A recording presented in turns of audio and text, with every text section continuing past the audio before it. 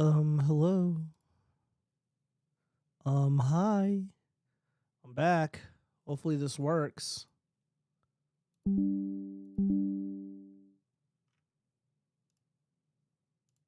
Gio's always, dude, what's up, chat? What's up, chat? Oh my god. All right, let's just get this party started. Goodness. If you visit the Rippaverse, you'll see just how I move differently. Got more arm hair than an armchair. That's why they call me Papa Bear, because it is what it is. What it is, ain't it? What it is what it is, and that's it. My business got so many factors, and I got so many detractors. Those suckers gonna need to me, and Asim's gonna sue me, because it is what it is. What it is, ain't it? What it is what it is, and that's it. Got 100,000 comics without any buyers, and a lot of insurance for warehouse fires, because it is what it is, and what it is and ain't it. What it is what it is, and that's it.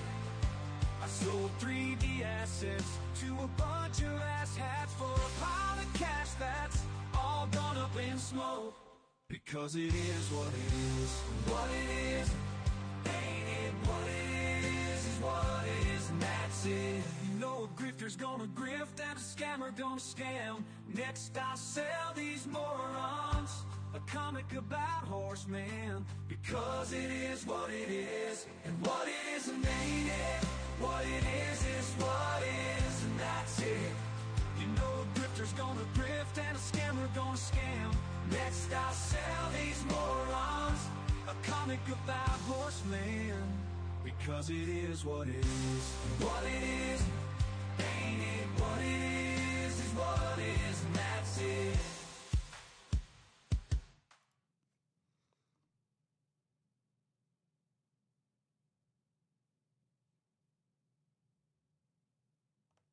All right, everybody, how's it going? Hold on, let me turn this up.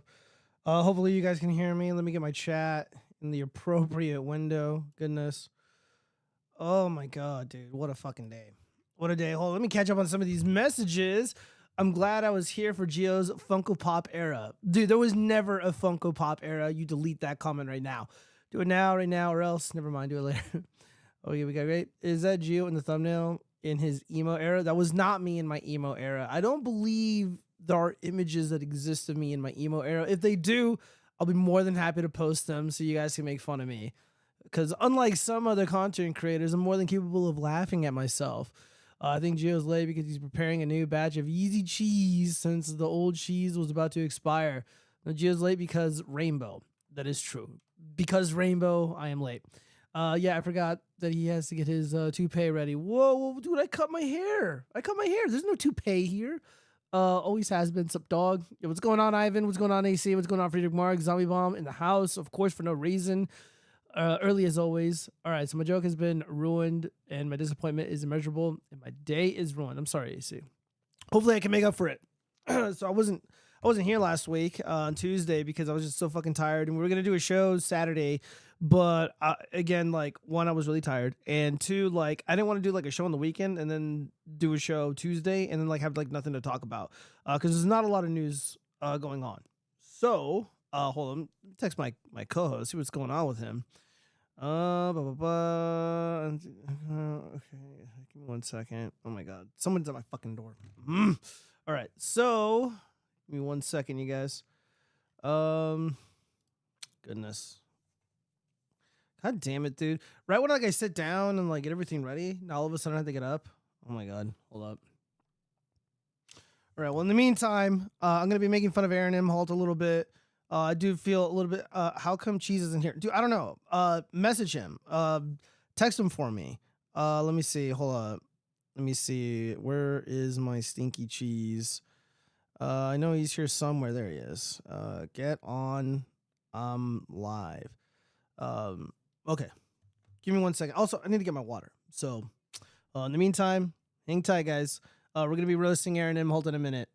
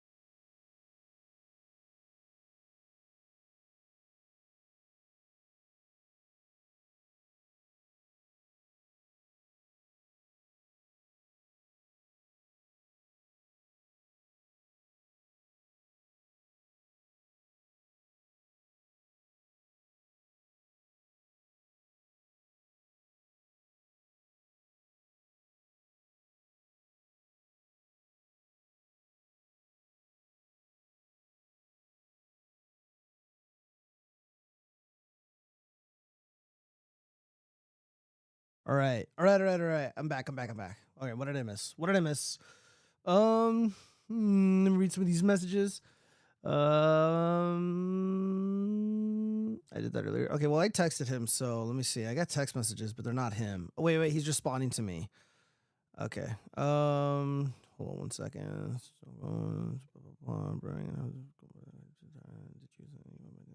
Yeah.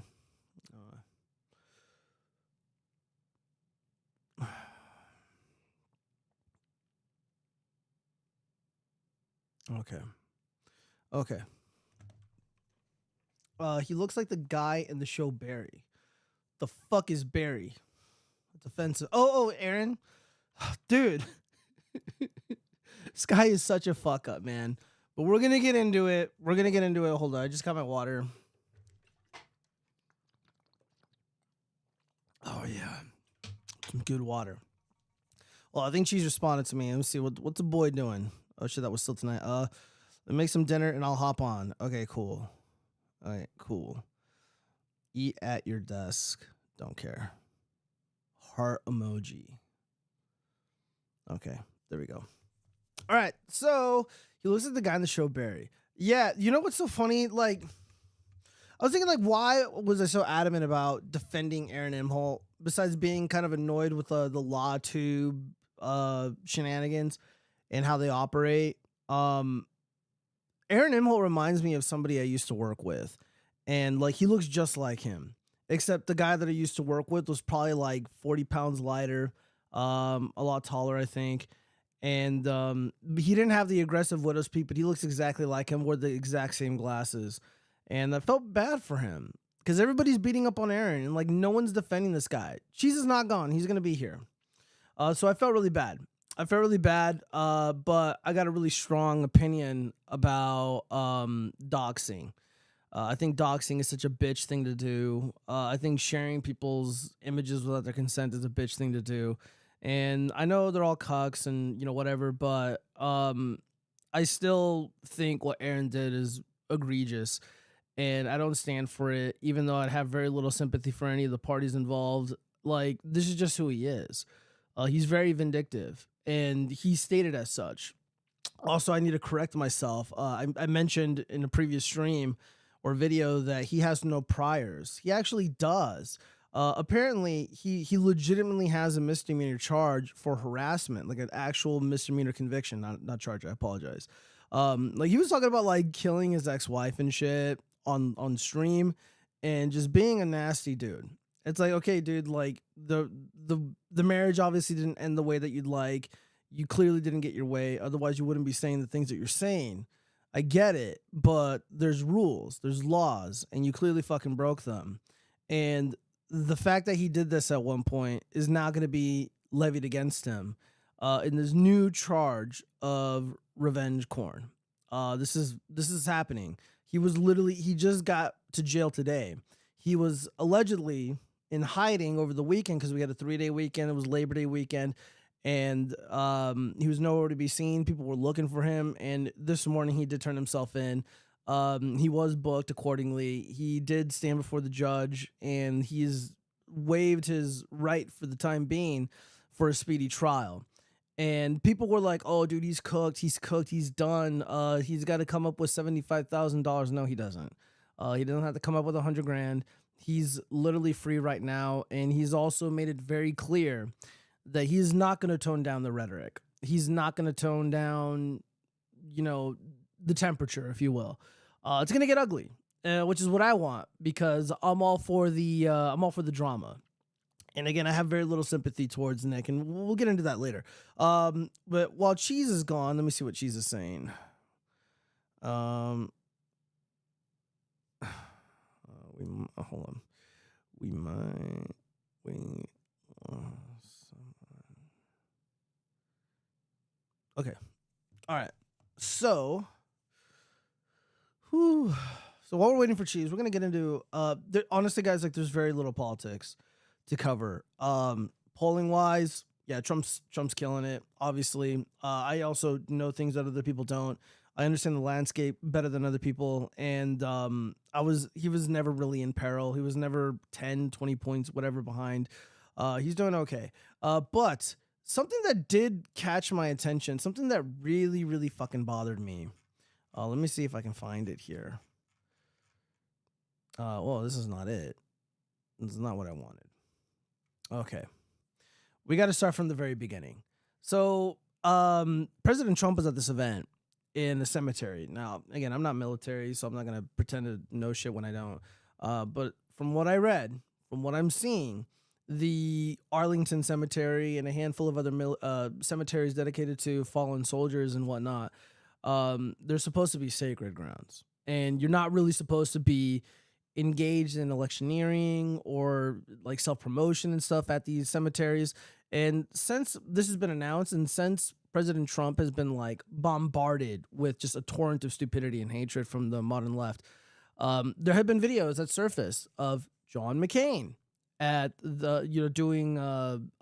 doing a self-promotion at Arlington Cemetery. Barack Hussein Obama, that guy, former president for 8 years. Joe Biden himself doing the exact same thing. But for whatever reason, Orange Man always bad. Orange Man always needs to get his ass whooped. Yada yada yada. So no, this isn't something that's unique to him. We're gonna get there. Hold on, let me read some of these before. Who are you talking about? I was talking about Aaron Imholt. We're gonna get to him later because during the crime segment. She deserves that. It's just talk. Let's talk about puppets. We'll get to the puppets later. Guys. Because now that I feel a lot better, and now that I'm a little bit more organized, and life is going to be moving in a more linear direction for me, I'm hoping to continue filming the first episode of the Fake Hate Crimes documentary. By the way, some friends of mine that I told this idea to, apparently they don't like the name Fake Hate Crimes, or not Fake Hate Crimes, just Fake Crimes, because it's a spoof, it's a spin on true crime, so it's called Fake Crimes. I just want to call it Fake Crimes, the docuseries, or something simple. If you think I should call it something else, let me know. So let's just read this statement from Kamala Harris. As Vice President, I've had the privilege of visiting Arlington National Cemetery several times. It is a solemn place, a place where we come together to honor American heroes who have made the ultimate sacrifice in service of this nation. It is not a place for politics. Yeah, John McCain, Barack Hussein Obama, and Joe Biden would disagree, but whatever. And yet, as was reported this week, Donald Trump's team chose to film a video there, resulting in an altercation with cemetery staff. There's zero evidence of this altercation with cemetery staff. I've yet to see it. It's probably bullshit. They're making it up. Let me be clear. Yeah, whenever someone says, let me be clear, they're going to just start fucking lying and saying a bunch of nonsense. The former president disrespected sacred ground, all for the sake of a political stunt. This is nothing new from Donald Trump. This is a man who has called our fallen service members suckers and losers. Again, zero evidence for this. None of this is substantiated. Again, I'll believe it if there's video. And there have been people circulating videos that are clearly AI generated. Luckily, the community notes came in clutch and corrected that shit, but not soon enough for my taste. And disparage Medal of Honor recipients. Again, none of this is true. A man who, during a previous visit to the cemetery, reportedly said fallen service members, I don't get it. What was in it for them? Again, no evidence of this. This is a man who is unable to comprehend anything other than service to himself. If there is one thing on which we as Americans can all agree, it is that our veterans, military families, and service members should be honored, never disparaged, and treated with nothing less than our highest respect and gratitude. And it is my belief that someone who cannot meet this simple, sacred duty should never again stand behind the seal of the President of the United States of America. I will always honor the service and sacrifice of all America's fallen heroes who made the ultimate sacrifice on behalf of our beloved nation and our cherished freedoms. I mourn them and salute them, and I will never politicize them. Well, you're doing that right now. You're saying things that are absolutely untrue. None of this is substantiated. You created this fake hoax that Trump is going around saying these people are dumbasses, and that's just not the case. And I have the evidence right here. This is from Breaking 911, and there's a lot more where this came from.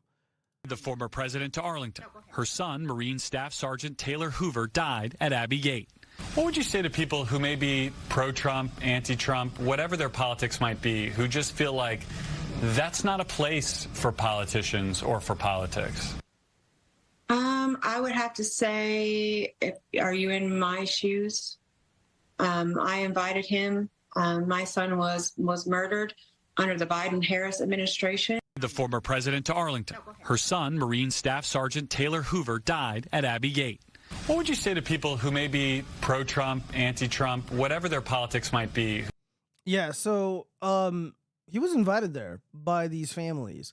The families, the Gold Star families that have been most vocal about their support for President Trump.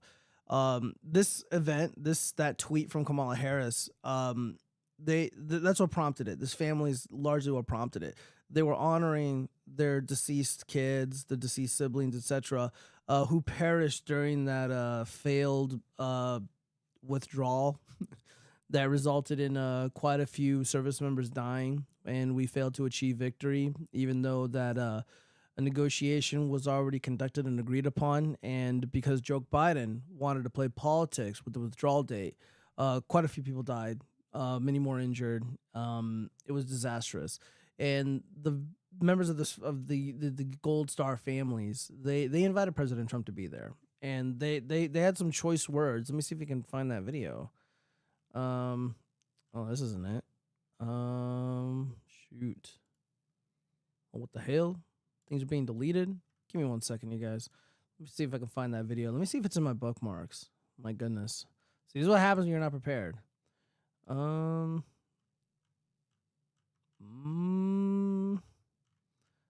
it's not in there. All right, well, you know what? If I just type in Gold Star families. Gold Star families. All right, cool. Let's go ahead and click media. We'll find that video very, very easily. Very, very quickly. Because there's quite a bit of hubbub around it. Hold on, let me read some of these comments before we proceed. Gio, talk about the 10 I see manifesto. I don't know what that is. What the fuck are you talking about, Flashcase? Unless you work for the FBI, he's gonna start. Your life is gonna start being more linear. How you figure? Is he gonna start cocaine? It makes everything easier. No, I will never do drugs. Unless you work for the FBI, Gio doesn't need glasses. He just wears them to look smart. That is partly true. Well, it ain't working. Goddamn it, Flashcase. Your negativity is not warranted. Is his hair thinning in the front? No, it's a wig. God damn it, you guys. I'm never gonna beat these allegations that I'm wearing a toupee. No, I just cut my hair. It was getting too long. Okay. Well, anyways, we have more statements from the families. So yeah, this is one of the pictures that people had to stick up their ass about. President Trump is spending time with the families, and they all appear to be very happy to be there with him. A lot of politicians like to pay lip service to these families that are suffering over the loss of a loved one. President Trump always shows up, so that's really nice. Very endearing. Here we go. Vice President Harris, my name is Christy Shamblin. My daughter-in-law, Sergeant Nicole Leanne G., was killed in the Afghanistan exit at Abbey Gate on August 26, 2021. This year, for the 3rd year anniversary of her murder, we welcome President Donald J. Trump to Arlington to lay a wreath on the tomb of the unknown soldier with our family and to visit Nicole graveside. President Trump and his team were respectful. They listened to our stories and didn't talk much at all. We welcomed them that day, and they were comfort to our family. Vice President Harris, I ask you, why won't you return a call and explain to us how you call my daughter-in-law's death a success? Vice President Harris, why will you not express your condolences yourself? Why have we never heard from you? And finally, why would you take a day where we celebrated the death of our loved one and use it to disparage not only them, but us?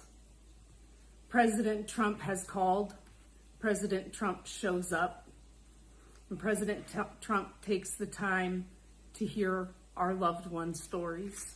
Why won't you do the same? Man, it's pretty fucking devastating. It's unbelievably devastating. I'm a poster boy for the DNC. Oh boy, if only you knew me. I'm gonna assume it's a troll comment.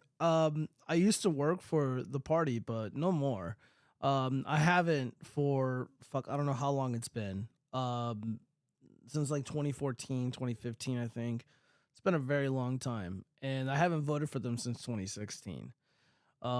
Is the check on the right single, bro? I don't know. Get your mind out of the gutter. But yeah, no, this is pretty sad, man. And I think she misspoke. I don't think anybody's celebrating the death of these people. I think it's more like we're celebrating their service. We're celebrating their life. It's probably what she meant to say, but it sounds like she wants to break down. A lot of these people are just obviously not over it. I mean, that horrific withdrawal was just barely 3 years ago, 2.5 years ago. But it gets President worse. Harris. So this is an ad posted from President Trump himself. President Harris. So more of the Vice family, President these Gold Star Harris. families speak out. My name is Steve Nakui. I'm the father of Lance Corporal Kareem M. Nakui. You My can't name see is the Jim comment because it McCollum. was I'm from the Gold Twitch. Star father of United States Marine Corps Lance Corporal Riley McCollum. This is Mark Schmitz, Gold Star father of Marine Lance Corporal Jared Schmitz. My name is Darren Hoover, and I'm the Gold Star father of United States Marine Corps Staff Sergeant Taylor Hoover. My daughter-in-law, Sergeant Nicole Leanne G., was killed in the Afghanistan exit at Abbey Gate. Our kids were murdered because of your administration. You were not at Dover for the dignified transfer, and no time have you reached out to me to offer your condolences, to offer thank you for Kareem's sacrifice and service.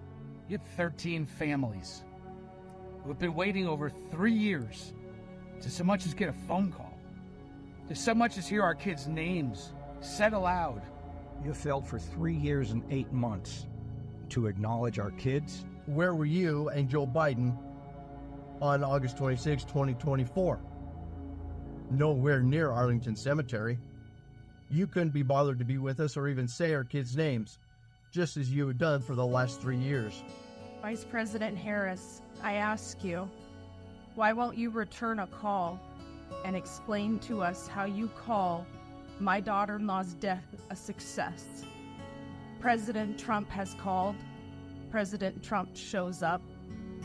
But President Trump takes the time to hear our loved ones' stories. We invited him to be there. These are the only memories we get to make with our son, and it is you who is playing politics and trying to detract from our memories made that day. President Trump has been there for us. He's been a rock for us. He showed compassion for us, and he showed he truly cares for the families that truly do know what the ultimate sacrifice really is. All right, let me read some of these comments really quick. Are we going to ignore her hot? God damn it, I already read that. You motherfuckers! God damn it! Stop that. Trump was based for making this commercial. I agree. It's not just based, but it's unbelievably necessary. I don't know what it is. Like, the one thing that has bothered me the most, in terms of like lies about Trump, the suckers and losers thing, for whatever reason, really, really fucking pisses me off. It really, really upsets me, and I'm not really sure why. I think it's because of how like fucking sinister and cheap that it is, and especially coming from the party of war. These pro-war morons. They promote war, they celebrate war, and they have no issue sending young men and women to go die for Israel, to go die for Ukraine, etc. And then to suggest or pretend that President Trump was calling these people suckers and losers. The only people that are suckers and losers are the individuals that believe these lies. Like, you're a moron if you're a total jackass. You're not serious if you believe this. Let me see. But if it were me, I would have shown the unfortunate souls that fell off the C-130s and said, this will be our economy if we get another 4 years of autism. God damn it. This is exactly what a Fed would say for no reason. Why would you making monkey faces behind your hand? Look, I'm trying not to like laugh and look ridiculous because he is a monkey. Okay, I've been had. I am a monkey, so I always chimp out. AC, do you have a Discord? He might, but I'm not gonna dox him. War is dumb. We should all dance around and sing songs in the field. For no reason, I agree. I 100% agree. There was one video of like some fucking dumb bitch responded. Here she is. Like, you can just tell she's gonna be fucking like rude as shit. I am angry at the gold. Here, let me go ahead and speed this up. She talks way too slow for my taste. Star families who invited Trump to Arlington. I know that's going to be an unpopular take. I hope that you will hear me out. Hold here to speed it up. My mother is a combat veteran. So is my husband. So is my brother. All of them, when they pass, are eligible to be buried in a military cemetery. Until this last week, the entire nation accepted that military cemeteries were a place for solemn remembrance. But these families decided that all of the other Gold Star families, they don't matter. All of the other fallen, they don't matter. Every other grave at Arlington, it doesn't matter. All of the graves at every military cemetery don't matter, because they decided in their adoration for Trump that it was okay to let Trump, his campaign staff, and his campaign team's videographer and photographer, on top of all of the aides and security, they invited them to Arlington to traipse over other people's children's graves, to walk over the remains of other people's siblings, other people's parents, all because of their politics. They turned their own children's graves, their own siblings' graves, into a prop for a politician. Not a single one of them has said that the assault on a member of the staff of Arlington, not a single one of them have said that that was wrong. Probably because it didn't fucking happen. The Gold Star families that were present that invited President Trump to be there, they all confessed to, like, we don't know what they're talking about. There might have been a verbal dispute, but the Democrats are just like, oh, well, these fucking Trumpsters, you know, they're pushing around some employee of the cemetery, some military person who works there. It's bullshit. This is all bullshit. And again, like I don't worship veterans and shit. So when she's like, oh, well, as a, you know, I got all these family members, you know, who are in the fucking military, like, I don't fucking care. I don't even, and people are like, well, it's illegal to politicize your Arlington visit and to film and do whatever the fuck they think that Trump did. And even if it was, like, I don't care. He was invited there, and I think it's good that somebody is highlighting the glaring failures of this illegitimate regime. They played politics with the lives of all these people. They got a lot of people killed on both sides because of their refusal to honor the agreement. And again, I don't care if Trump did something illegal. I literally don't give a fuck. Some have said they invited the Biden and Harris administrations. Others have said that they never would in a million years. I have no idea who's telling the truth, and I really don't fucking care. Anybody that isn't a part of the regime is telling the truth. There, I solved that for you. What I care about is now these families have told all of America that where our military are laid to rest is no longer sacred. That's literally not what they said, but whatever. It can be disrespected as long as you have a specific political agenda. I mean, is she going to make this video for Joe Biden, who did the exact same thing?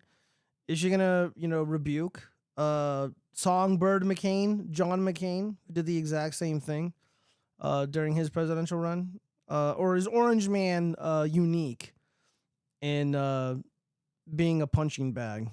They know damn well that they were disrespecting all of the fallen surrounding their own kids, and they don't fucking care. God, dude, imagine fucking, like, dating a chick like this. Like, there's just, even if I was like an incel, I'm just like, this is my only option. I'd be like, nah, fuck it. I'm gonna go watch porn. They care about is they got to take a smiling picture with Trump, and they are fine betraying every other Gold Star family to do it. And all future Gold Star families, all future families who are going to lay their... Yeah, how about let's not make future Gold Star families and vote for the guy who doesn't want to send kids to go die in war. Sounds like a great idea, but she's got to stick up her ass over this fucking fake outrage. Their loved ones to rest in a military cemetery. They opened the door to disrespecting hallowed ground across the nation, and they should be ashamed of themselves. But they're MAGA, so they won't be, because they never are. Dude, the only person who has exhibited any lack of shame here is you. Stupid girl with these bullshit SJW glasses. You can just tell she's got strong opinions about a lot of things, but doesn't know anything about them. Goodness, man. Yeah, this really upsets me.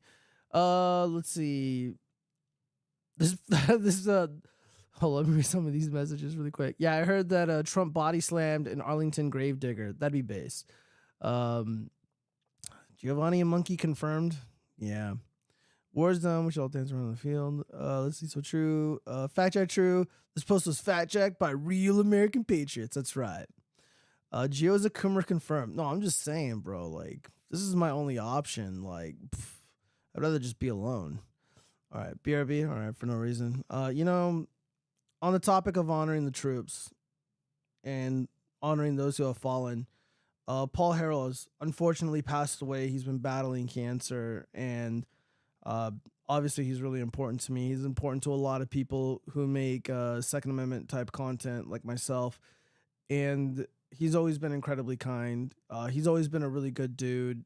He's largely one of the reasons why I have such an affinity for firearms, tools, and stuff like that. He's been very instrumental in my growth as a 2A content creator, as somebody who appreciates and loves the Second Amendment, and he's been battling cancer. I've been thinking a lot about this all day, and whoops. I've been thinking about this all day because Adam Krutinger is also very sick with cancer. I believe he has stage 4, and he's fighting like hell to beat it because he's got a little family, and obviously he's much younger than Paul Harrell. And just a thought. One day like YouTube is gonna be just a graveyard of YouTube channels, a graveyard of content from profiles that will never upload again, that will never post again, and Paul Harrell's he's the latest one. Let's watch his last message. Why do you gather us here, then play bitches bitching at us? Zombie Bomb, I had to. It was part of the bit, okay? And I'm also buying time for cheese. So in the meantime, let's people pirate other people's material in this format, and now we're gonna just speed this up just a little bit. Just a little bit. I'm sure Paul Harrell would not be offended. Yo, what's going on, Morse Code? I like how Chipper Paul sounded in his dead video. Yeah, man, because he sounded really lousy. The past few videos that I've seen of him, like he was obviously kind of like frail. He still had that personality though. Like it never went away. And that made me happy. All right, I haven't seen this. I haven't seen this at all. Hi, everyone. Let me get right to the point. As I'm recording this today, it is 20 December 2023. And I'm recording this and giving Brad instructions to publish it upon my death. So if you're watching me, I'm dead. Now, a few months ago, I sat right here on this log and told you I'd been diagnosed with pancreatic cancer, and I told you we'd caught it early and that we were still going to be here for some time. Well, we did catch it early, but not as early as I had thought. And it has spread faster than I thought it would. You may have seen me recently using this crutch, and I told you I broke my hip. Well, I did break my hip, but it wasn't because I was in any kind of accident. It was because the cancer spread to my bones, and the bones just crumbled, my hip fractured, and I fell down. No, I didn't fall down and fracture it. I fractured and then fell down. And my time is drawing very short. So there's some things I have to ask of you. One, for everyone who is a Patreon supporter, thank you. But don't immediately turn off your Patreon support. We have hopes that a couple of the crew, primarily my brother, are going to continue making content on this channel. So if you haven't heard from us by next month, yes, then cancel your Patreon support. But we have hope that the channel will continue. Two, people pirate other people's material in this format, and now that I'm dead, I'm not going to be able to do much about it, and I'm sure people will pirate my material. Please don't put money into the pockets of thieves. If you're going to watch anything I'm doing, make sure you watch it on my channel. And three, if you've been around a while, you know that there have been people who have taken it upon themselves to lie about me and denigrate my character. That Caleb guy being the biggest offender of it, but there's been others. And I've had to make some rebuttal videos and so forth. Yeah, not gonna be one of my most popular videos is taking down Caleb Giddings and just fucking roasting that retard. One of my proudest moments. And Paul Harrell, he noticed. So rest in peace, soldier. Let's continue. Be around to do that, and I'm sure that people will take this opportunity to denigrate my character. So I would hope by now that you know me well enough to know what you should or shouldn't believe. And don't just believe whatever nonsense people tell you. Okay, now with that, there's a couple other things I want to say as well. And that is, to everyone who has watched, hit the like or dislike icon, commented, shared, subscribed, and donated on Patreon, thank you. All of those things support the channel greatly, and I can't even begin to articulate how beneficial and appreciated those things are. I also would want to say that my goal in doing all of this was, yes, to have fun, do some things that were fun, but primarily to put out useful information, or if not useful, at least interesting information. And what I really hope is that as you're watching me, you've seen some things that have made you say, oh, I get it, okay. Things that have made you change something you did in such a way that has helped you. I would really hope that seeing the reviews we've done of things have saved you some money and kept you from buying things that probably wouldn't have been a good fit for you. And if those things have happened, then we've met our goal.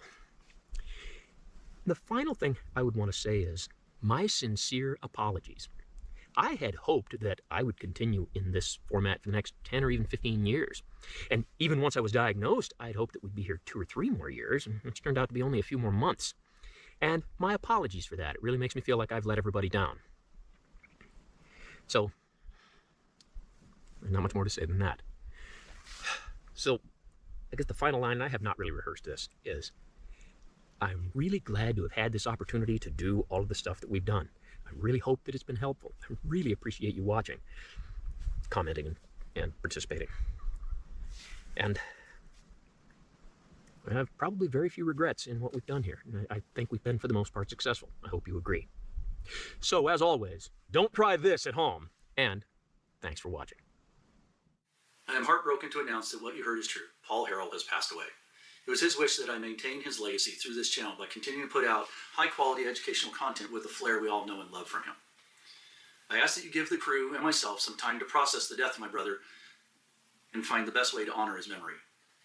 I thank everyone in advance for your patience and understanding, and we will get channel updates as we move through this together. I would ask everyone to keep any personal politics or religious beliefs out of any postings regarding Paul on any of our social media. In keeping with Paul's mystery, I cannot tell you what his beliefs were or where he ended up.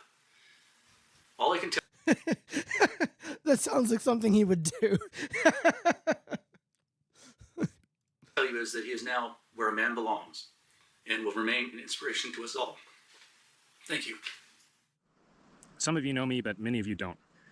My name is Brad Nelson, and I've been Paul's editor slash post-production guy slash manager for many years now, ever since his channel was very small. I had the great privilege of having Paul in my life and having him as a friend. He's a very generous and kind guy, and he told the best campfire stories. He's positively influenced many people's lives, including my own, and I'm very grateful for that. We are going to be continuing his legacy by uploading videos on this channel eventually, and continuing to educate people the way that Paul did.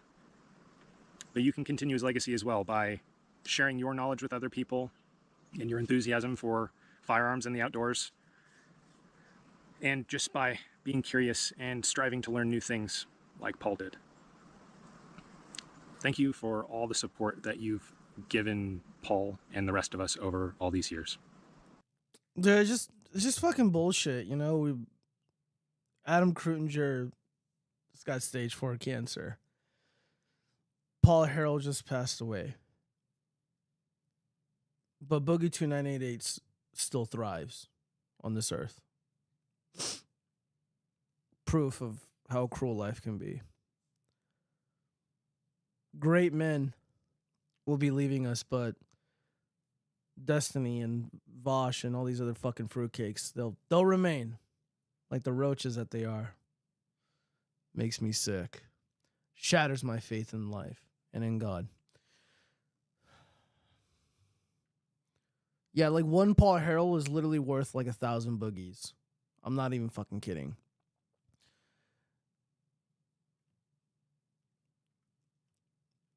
Where did AC go? He went to go poop, I assume.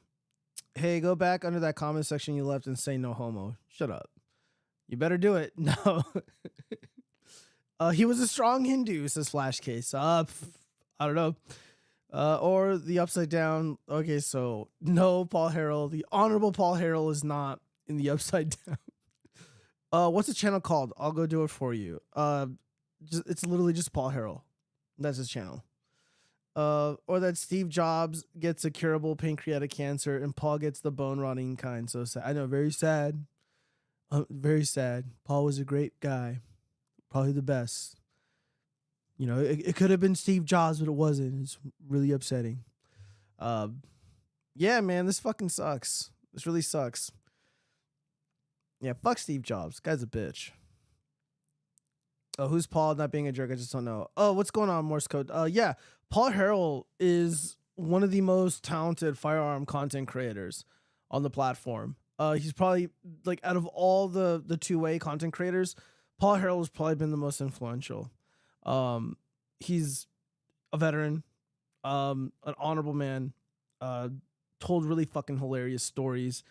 And he also made one of my favorite videos on YouTube. Like when I think back at some of my favorite videos on YouTube, one of them is Paul Harrell's, and it's when he daddied up on Caleb Giddings. Caleb said that he was a valor thief, that he stole valor, that Paul Harrell is guilty of being a stolen valor guy. And Paul Harrell, I think he did 2 videos, and I've never seen a takedown of a man just that amazing, that eloquent, that precise. Like he went in there like the fucking SEAL Team 6 and just completely fucking undid Caleb. And I made a video about it. It was one of my more popular ones. And yeah, man. Funny shit. No cheese is coming. No cheese and AC are in the upside down. No, saying that. So yeah, that's who Paul Harrell is. Paul Harrell is it's one of the best of us, man. Unfortunately, he got really sick. He got cancer. And I mean, I don't know how long he hung on for. I think like almost a year, I think. Really unfortunate. Really fantastic videos. Really, really great videos. Super informative. Like some of my other favorite videos that he did, I liked when he did analysis of whatchamacallit, like police involved shootings, like tactical events and shit. Those are really, really great, really insightful. And yeah, Caleb was talking all this shit, saying he was like a better competition shooter and whatnot. And there was like this epic like own moment where Paul Harrell had a tub of accolades and medals and awards and just dumped it on this table. And I'm like, yeah, you got him, dude. You made your point. Oh man. Yeah, look at him. He's walking around with he's still shooting, dude. Still out there. Yeah, I guess the moral of the story is to go to the doctors regularly. I mean, I should really be taking my own advice, but yeah, because a lot of this stuff could have been, according to him, it's like, yeah, if I would have caught it much sooner, I'd still be here. I'd have another 10 years worth of content. And that kind of reminds me of Jim Henson. Yes, that Jim Henson of Sesame Street. He had a completely curable illness. It was like, I don't remember what it was. It's like an extreme version of a cold. So his whole body just shut down and he got really, really sick. And Jim Henson, while he is a wonderful man in many regards, he's also incredibly stubborn. And he went to the doctors. He went to the hospital at the last minute. And then he unfortunately passed away. Super tragic. And the doctors, medical professionals who, what the fuck, this co-pilot shit just popped up. Fuck off. The medical professionals that were present when he passed, they're like, dude, this is 100% preventable. He didn't have to die. Had he shown up 2 hours before, he would have survived.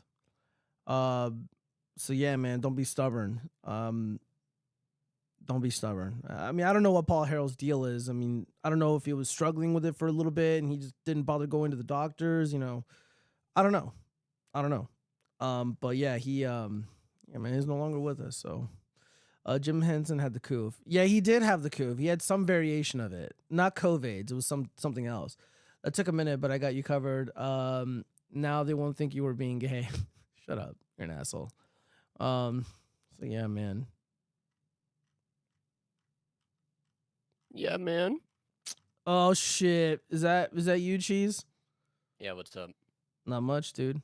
Hold up. Let me set you. Hold up. You're showing up in the wrong fucking thing. What'd you eat, bro? I got this figured out, Giovanni. Well, I made myself ravioli.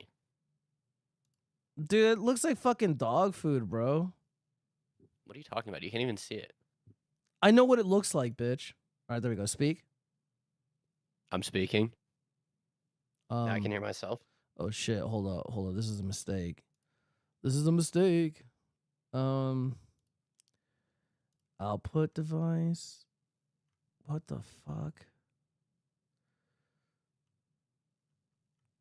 Oh, this is such bullshit. Can you get a new mixer? No, not yet. It's not here yet. Uh. All right, speak. Speaking. Did you hear yourself? Mm-mm. All right. Well, this'll have to do for now. I don't even care about this shit anymore because I'm getting the new thing soon. That took a minute, but I get covered. Okay, so we got a heart from Zombie Bomb. Let me go ahead and set my thing up, and hopefully you can hear me hear the stream. So we pretty much just wrapped up the politics, and we're about to get into pop culture shit, dude. Is your body ready?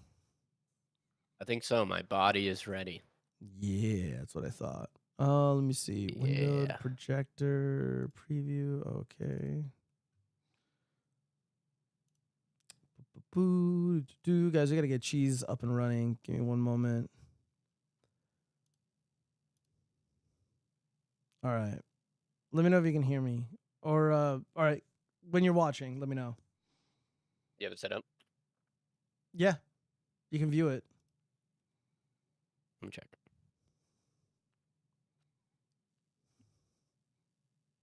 Everything seems fine. All right, do you hear this noise? Yeah, I hear that noise. All right, perfect. Okay, so everything should be working, sort of. So that's And good. I hear myself. Oh, you can hear yourself? I can, yeah. Hold up. God damn it, dude. Yeah, I didn't bother setting this shit up properly yesterday because, reasons. Hold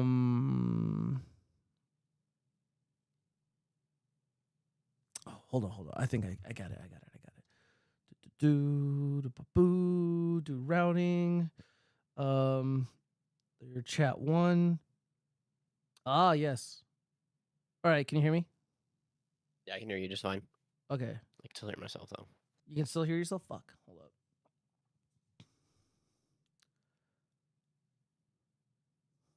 God damn it. Oh, God. Dude, the duct tape continues, you guys. The epic duct tape production. Okay, routing one more time. Okay. You know what? Hold on. Let's just start from the fucking beginning. So we're not doing 2. Let's go ahead and do this one really quick. Okay. Yeah, let's disable that. All right.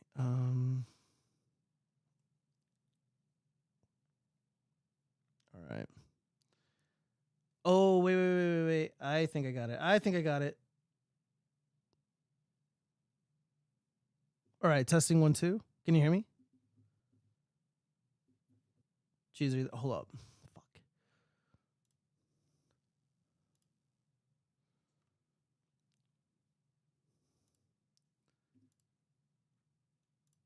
All right, hello, cheese. Cheese. I can hear you. Can you hear me?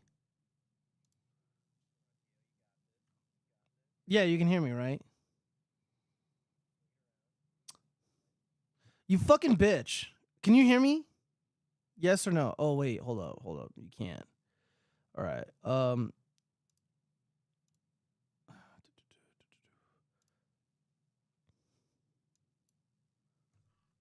Oh my God. All right, hold up.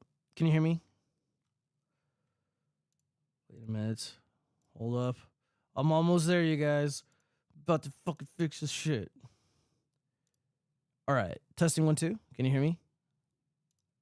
Yes. Okay. And are you still watching the thing? Oh shit, hold up. Yeah, let me do that one more time. Well, dude, I took images of everything that I did, so I'm just able to easily reference it.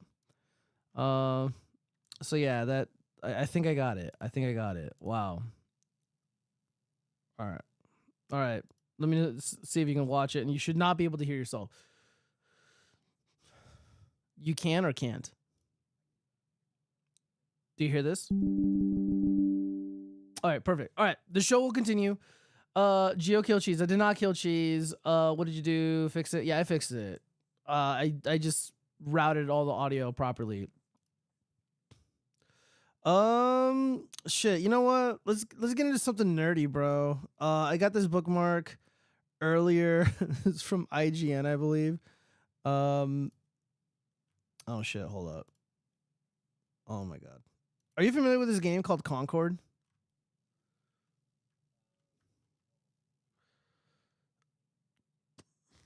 It's this stupid shit. No, well, apparently they're estimating that it costs about $200 million to make this game, and it didn't. Yeah, and this game has been in production for about 8 years. So think like Half-Life 2, think like Half-Life 3. Like this is how long they've been making this game, and this game was supposed to be like a clone of that one game where they have Tracer and Overwatch. It's basically like that. It's like a 5v5 type thing, whatever. This is pushed by Sony, released only on PC and on PlayStation. Guess how many players that it had earlier today? Take a lucky guess. Less than 100. The most I saw was 80. And at one point 30 on PC alone. Wait, Zombie Bot, I did not fix it. Hold up. Speak again, Cheese. Oh yeah, oh yeah. Oh, my bad. You're right. Hold up. I'm gonna fix this right now. Sorry, gosh. I'm so glad you guys yell at me. All right, speak again, Cheese. I'm speaking. Oh yeah, there we go. Okay. There we go. Are we good now? Oh my god, Tony is good. Yeah. Everything is good. Audio levels are good. All right, you guys, let me know that I'm not an idiot anymore and that you can hear Cheese, my cheesy poo. Let me see. Hold on. Let me go ahead and pull up the article really quick. Let Cheese go, Gio. I'm not gonna let him go. God damn it, you guys. IGN. Yeah. So what makes this so interesting? Let me see. Oh man, I can't believe this is fucking happening. I've never seen anything like this. Let me see. Fuck IGN. Fucking website sucks. Concord game. Here we go. CNET. Boom. All right, I'm gonna put it up on the screen right now. Yeah, so this is It was done by Sony, right? Yeah, this literally just came out. This is like a AAA, flagship game. Massive budget, multi-million-dollar budget, and they're literally just shutting it down. They're refunding everybody. It's fucking hilarious. Sony shuts down. Dude, I don't know. People fucking rejected the game. Sony shuts down shooter game Concord after just 2 weeks. The game, which drew mixed reviews, and few buyers, will no longer be playable after September 6th. I have literally never ever seen this ever in my entire life. Usually like a game that gets like old or that like people didn't really buy, they just kind of leave it there and like you can still go back and play it even though no one's playing it. But they're completely pulling the plug. It's not even on life support. It's basically dead, and they just pulled the plug, and they're gonna just let it die that way. I think there have been more games that have been like this though. I'm not aware of any. Maybe like games no one's ever... I think got a similar treatment. Oh really? Ooh, okay. So in a stunning move, Sony is pulling the plug on its long in development shooter game Concord just 2 weeks after its release.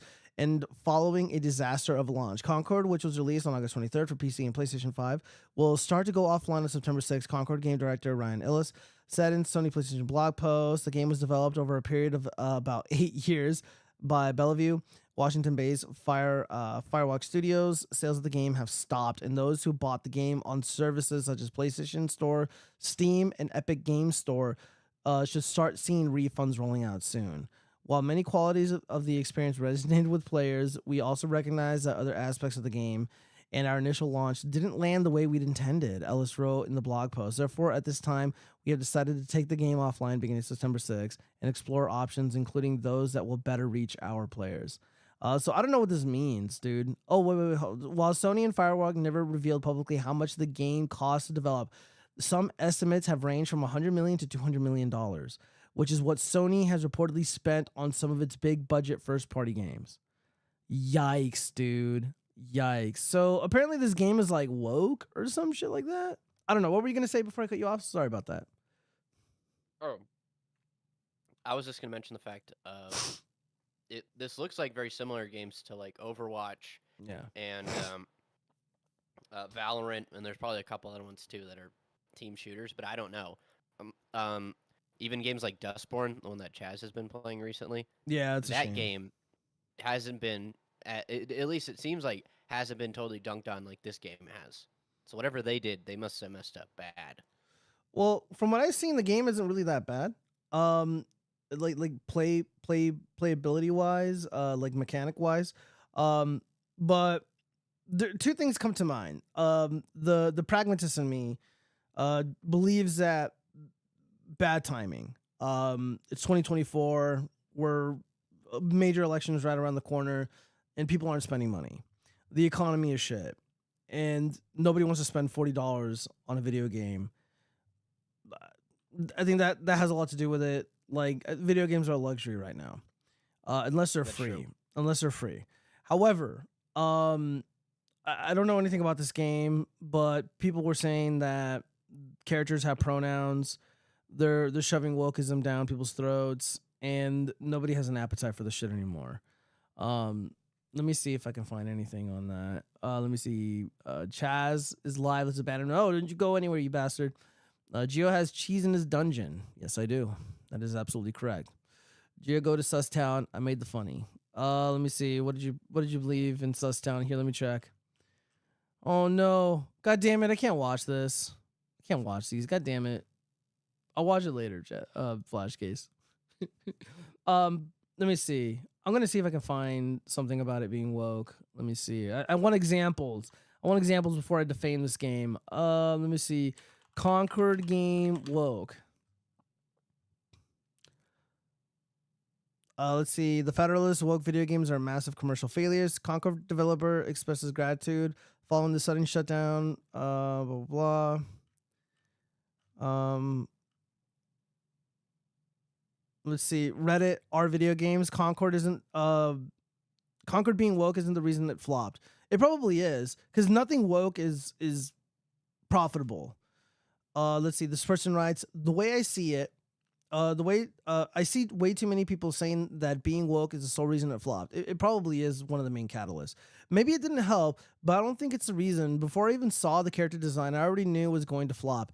It's a game nobody asked for. Simple as that. It's a generic, uninspired hero shooter that costs $40. Two things can be true at once. The timing, execution, and the price point of the game led to poor sales and player count. The character wokeification led to further poor sales and player count. Dismiss it all you want, but things like having pronouns in the character selection screen turns a lot of people off. Yes. We actually had a debate, Cheese, where I think you were like, we were talking about that kid who was at that Pokemon tournament, and he had, he laughed at what are your pronouns questions, and then he got like booted or whatever. And you're like, oh, well, I went to go get my haircut, and they asked me what my pronouns were, and it wasn't a big deal. And to me, I think it was. I'm not playing that fucking game. I'm not doing it. I'm not going. Well, no, the haircut thing was it. They had like all their clients, and then next to it was like their pronouns. And the joke that I made is that they assume my pronouns because they never asked me for mine. So, I go like I said, I go back and forth on the pronoun stuff. I think that if you know somebody that deals with that stuff, then yes. But then I don't know like what the I don't know if I believe in the whole slippery slope thing where it's like, oh, and one day there'll just be one gender and one blah blah, and then we're not even gonna know what male and female is anymore. And I don't think we're gonna go that far. I just think that there's people that subscribe to those ideologies, and if they're like, oh, I don't identify with being a man anymore, I want to be a woman, then it's like, well, now it's up to you. Do you then? You take the Jordan Peterson route towards like, it's like I can only go so far with this, or do I try and get to know you as an individual and then go from there? Well, I mean, correct me if I'm wrong, but I think our core debate at the time was that if I were to go to a place where my pronouns were asked for, I would leave, and you're like, you're being silly, for lack of better words. Like, do you still hold those beliefs, or am I misrepresenting you? I think that it depends. I think if you were to go to a place and that like might be kind of seen. I think in terms of like a barber shop, like having like pronouns and all that stuff. Since I was never directly asked any of it, and I only saw it like a part of their computer program, I didn't make it a big deal. If the people were asking me every single time, like, "Oh, what are your pronouns today?" Blah blah blah, then I'd be a little bit weirder about it. Does that make sense? No, I mean I get that, but even then, like I'm not saying to make a big deal out of big deal about it and like make a scene. But if I'm like gonna get my hair cut somewhere and I get a whiff of checking my pronouns or whatever, I'm leaving. I'm not gonna make a stink about it, but I'm gonna fucking leave. And I'm almost certain that there were a lot of gamers out there that saw the fucking pronouns, saw the gender ambiguity bullshit, and they're like, "Yeah, I'm out. Like, I don't want any part in this." And I mean, that's generally like been my entire ethos. I think I've been ideologically consistent here. I just don't want anything to do with this shit. I really, really don't want anything to do with this stuff. I mean, I'm gonna take this as a massive win for the anti-consume group demographic. I mean, this is how it's done. We just have to walk away. I mean, the conservative estimate, this is a giant kick to the balls, giant kick to Sony's balls, and that kick costs about $100 million conservatively, at most $200 million. This is how it's done, you guys. This is how it's supposed to be. This is how it's supposed to go down. Geo is a 2-gender defender. Yes, there are only 2 genders. Fuck, am I gonna get banned for that? I was in a Discord and it was with friendly people, and again, like there's no hate, nothing like that. And I was asked like, "What are my pronouns?" And I'm like, I don't understand. Like I was just plain stupid. I'm like, I don't get it. Like I don't know. I didn't want to go along with it. I mean, that's just how it's supposed to be done. When an FDA approved cheese tard zog bot says something so genderized about pronouns, you got to hit him with a 2-gender stare. Well, cheese. What's up? I gave you the 2-gender stare when you were spewing all this apologetics about With your male and female eyeballs. Yeah. Like I said, I go back and forth on it. I think that if you deal with somebody from those circles, then I'd be a little bit more sensitive about it. No, I agree with that. I agree with that. Right. But then, like, me on a personal level, if somebody were to ask me, I wouldn't go like, "Oh, what's a pronoun?" Like, I'm not gonna go that route either. But I'm not just gonna sit there and just be like, like, duh. I think it's a weird thing that has come out recently, but I don't know. I mean, I kind of agree with Friedrich Marx over here. No pronouns for anyone. There are 2 sexes and many genders. Because like, whenever Steven Crowder did the whole "there are 2 genders" changed my mind, I took the enlightened route and I was like, there's no such thing as gender, there's only sex. Yeah. So I can understand that. Well, you know what? AC, that's a really good question. AC writes, I stepped out for a bit. Did he cover the gang invasion segment? I didn't have anything queued up for it, but since I have a native to Colorado here joining me on the watchfrogs, geez, what the fuck is going on in your state? What's going on with all these like illegal aliens, all these like Mexicans like running around like dual wielding like AK-47s and shit, taking over apartments?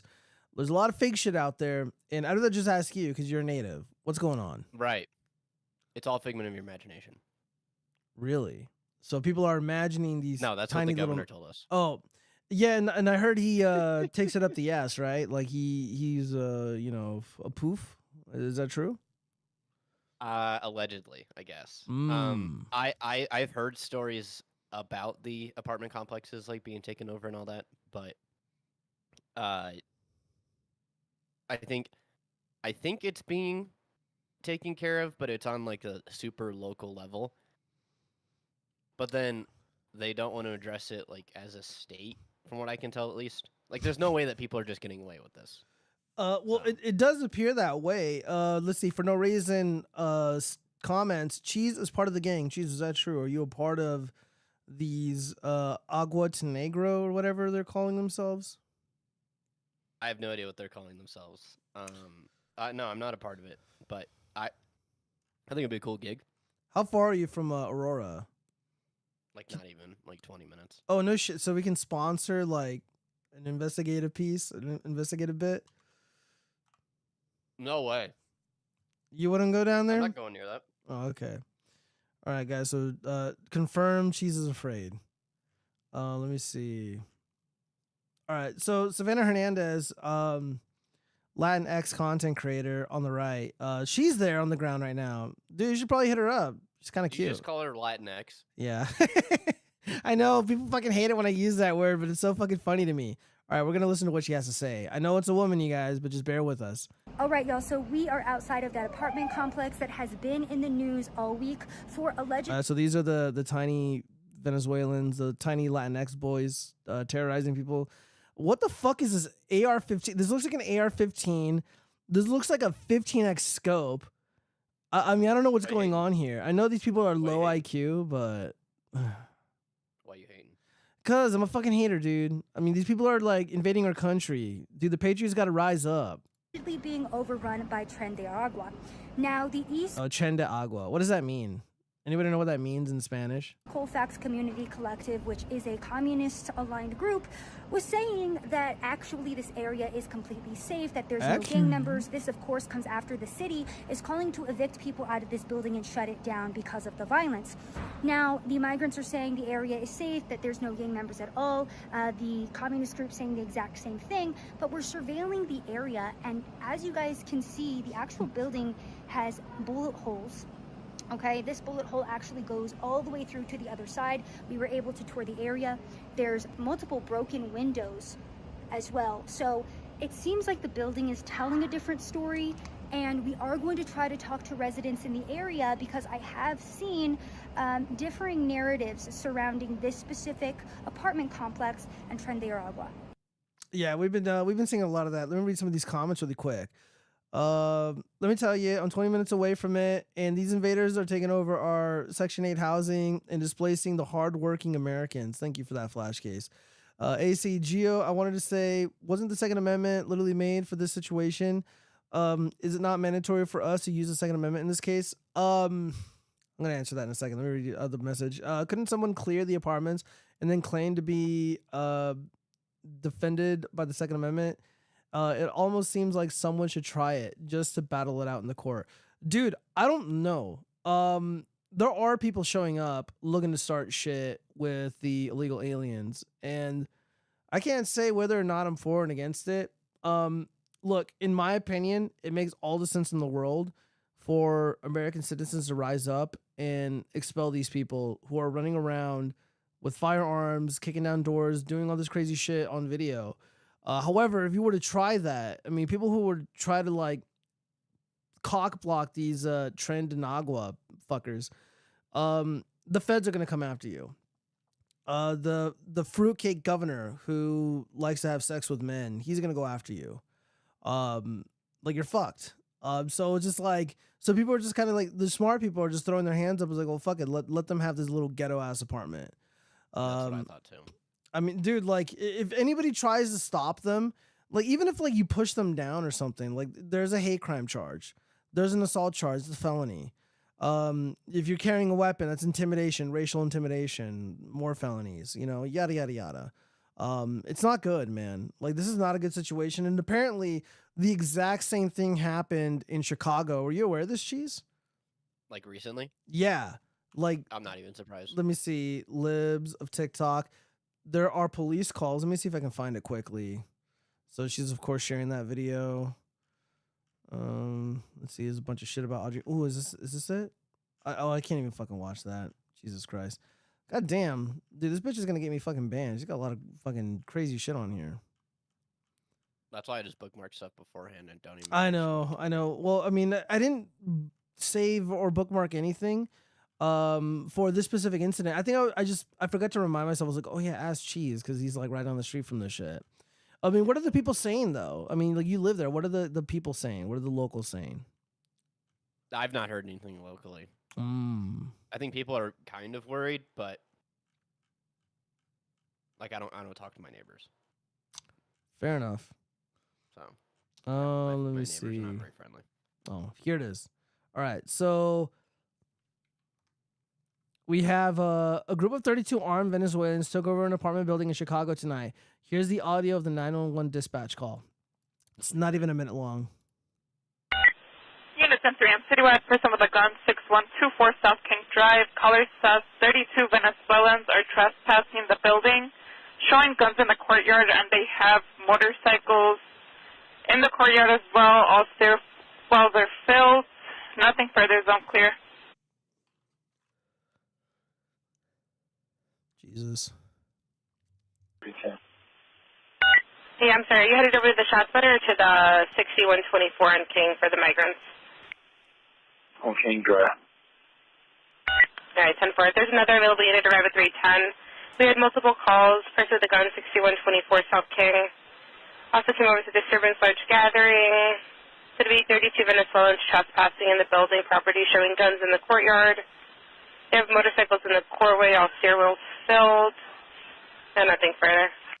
Dude, this is fucking crazy, bro. This is like gangs in New York type shit. This is pretty bad. And it's in Colorado, it's in Chicago. Of course, a lot of these places are like sanctuary states. They have sanctuary cities. So of course they welcome it. I forgot which politician, but one of these Democrat woke politicians, they've suggested that the federal government is importing these gangs into these cities. Wouldn't surprise me. So I don't know. So Cheese, you don't have any unique insight on this matter? As long as it's not happening to my own building or nearby, I don't really care. Because like I was saying, Aurora's far enough away that I'm like, you know what? If they want to let a bunch of retards run that city, and if they want to have invaders come in and taking people's rent and not caring about their livelihood, then what am I going to do? Yeah, fair enough. I mean, like, this is a sad state of affairs. I mean, you don't really sound that patriotic, Cheese. I mean, this is kind of disheartening to hear on the watchfrogs. What am I supposed to do, Giovanni? I don't know. Dude, that's what I thought. I was like, oh yeah, this is a big thing happening in the community. I'm like, what am I going to do? Well, why don't you go over there and just wag your finger in their faces and be like, get out. Go back to where you came from. You know? Yeah. That reminds me of that video of that guy that was complaining about the school system, and then the guy was like, why don't you go back to Mexico? And then everybody like turns around and like looks at the guy, and they're like, you need to leave. Yeah, Have that you was seen that video? yes, I have seen. Yeah, I think I covered it here on the show. I did a video about it. It was really fucking good. Go die hard on them, Cheese. For no reason wants you to go down. I'm good. Yeah. No, we can't do that. Yeah, this will be the last show I ever do with you guys, if that's the case. Yeah, guys, we don't want to lose Cheese. Realistically, I don't really think there's anything he can do. We'll just have to wait for, 3 little kids to die, like in the UK, for the country to rise up. Other than that, there's really nothing we can do. We're fucked. The Democrats control everything right now, so hopefully that changes in a few months. All right, well, yeah, so that's what's going on with that. Anyways, back to our pop culture segment. Brittany Mahomes slams haters after backlash for liking Trump 2024 platform. I feel like I understand her pain. As enthusiastic Trump supporter, I am constantly arguing with haters over my affinity for President Trump.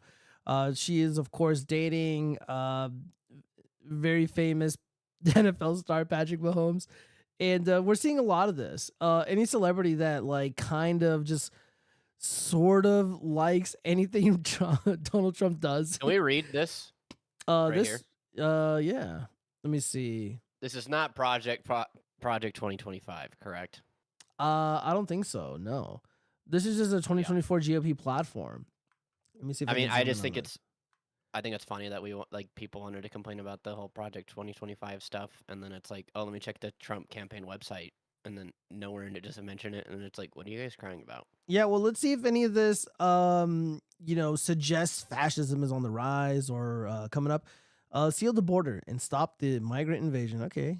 Carry out the largest deportation operation in American history. Okay, that's cool. End inflation. Oh, it doesn't sound so bad. Make America affordable again. That sounds like a positive thing. Make America the dominant energy producer in the world by far. Okay. Stop outsourcing and turn the United States into a manufacturing superpower. All right. I don't see any fascism anywhere so far. Large tax cut for workers and no tax on tips. Very good. Defend our Constitution, our Bill of Rights, and our fundamental freedoms, including freedom of speech, freedom of religion, and the right to keep and bear arms. All right. Well, I'm not seeing any spookiness. How terrible. I know. Prevent World War III. Okay. End the weaponization of government against the American people. So that's like the exact opposite of fascism and tyranny. Okay. stop the migrant crime epidemic, demolish the foreign drug cartels, crush gang violence, and lock up violent offenders. Well, that's a really good thing. It's a positive thing. Rebuild our cities, including Washington, D.C., making them safe, clean, and beautiful again. Strengthen and modernize our military. Keep the U.S. dollar as the world's reserve currency. Okay, I guess that's cool. Fight for and protect Social Security and Medicare with no cuts. So all the boomers love that. Wait, so hold on. Project 2025 contradicts that one. Yeah, hardcore like neocons and hardcore Project 2025ers, they really, really do not like Social Security and they want to get rid of it. And I guess Medicare and Medicaid are included in that for some reason.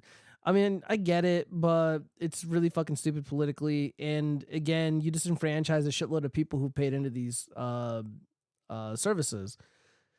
Cancel the electric vehicle mandate. All right. Cut federal funding for any school pushing critical race theory. I mean, this is probably like the only thing close to like Project 2025.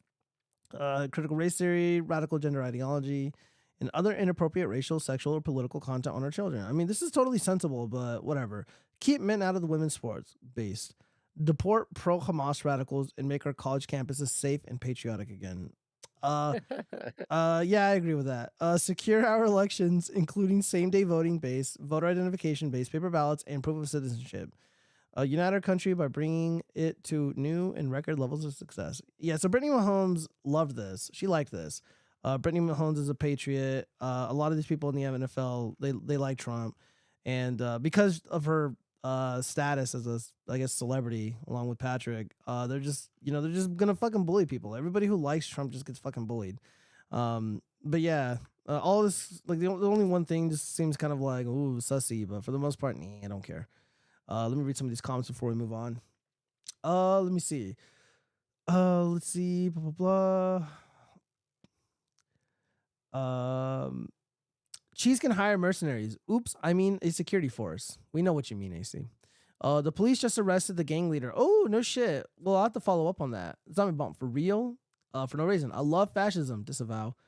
I like pretzels. Thank you, Zombie Bomb. Arrested, how would you know? And F for raisins. Fed alert, yeah, if you're a Fed, get out. BRICS will destroy the US dollar.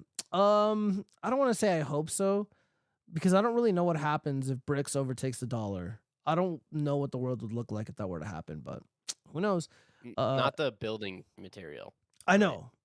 The currency. That coalition. Oh, BRICS. It's called fuck. Great. Now I sound like an ignorant retard. So BRICS is basically a coalition of governments that are basically antithetical to the West. So like the US dollar, like Dubai, Western Europe, obviously the Americas, like they all kind of, coalesce around the dollar. The BRICS, it comprises of like a completely different set of nations. So like Iran, Russia, North Korea, etc. They're called BRICS nation. Let me see what BRICS stands for. I should know, but I don't talk about this too much. BRICS stands for what? Question mark. Brazil, Russia, India, Canada. Yeah, no, That's not what China. AC wrote. No, shut up, AC. I mean, it's Brazil, Russia, India, China, and South Africa. What South Africa? I thought they'd be on our side. What the fuck? Oh, well, never mind. Their government is never mind. I'm gonna get banned. Yeah, South Africa has fallen. I repeat, South Africa has fallen. We'll just leave it at that. All right. I'm not even surprised. I mean, I'm generally against like refugees and shit, but we should definitely save the good South Africans. We do not endorse what Giovanni just said. Well, there's good South Africans who did nothing wrong, and they're being murdered, and they should be saved. Are you telling me there's good people on both sides? Fuck. Moving on. Let's see. So the Foo Fighters to Donald Trump, you're not our hero. Lay off our music or else. Dude, the Foo Fighters, literally Reddit rock. This is like another variation of Reddit rock. I never liked this dude. I always thought his shit was cringe. And the way that Redditors talked about him, it was always like, oh, Dave Grohl, he's so heckin' wholesome. Like, oh my God, he's such a human being. He's a human being all over the place. It's like, shut up, bitch. RFK Jr. has come out to endorse President Trump, and he comes out at a rally in Phoenix, completely fucking packed event. And he comes out to a Foo Fighter song, and then Dave Grohl comes out just chimping out, bitching about Trump using the song. However, President Trump, let me see, is it here? No. He did have permission to use the song. He had the licensing for it. Anyways. Yeah, but the people are still going to complain because they're like, oh no, our media is for anybody to use, and now that people are using it, meh. Yeah, well, it's funny because like a lot of these artists, they, even though like it's their song, they literally don't own the rights to it. So these large companies, these large record studios, they own the rights to the song, and they have these deals with other third party companies. So to where like if somebody buys a certain license, they can play it at their events. And President Trump has this. TMZ didn't report on it because they fucking suck. But yeah, fuck Dave Grohl and fuck Reddit and Reddit rock. All that shit's cringe. Africans eat people. Disavow. We should do a watch party for Matt Walsh's new movie. Dude, I want to see this because I generally do like Matt Walsh's movies.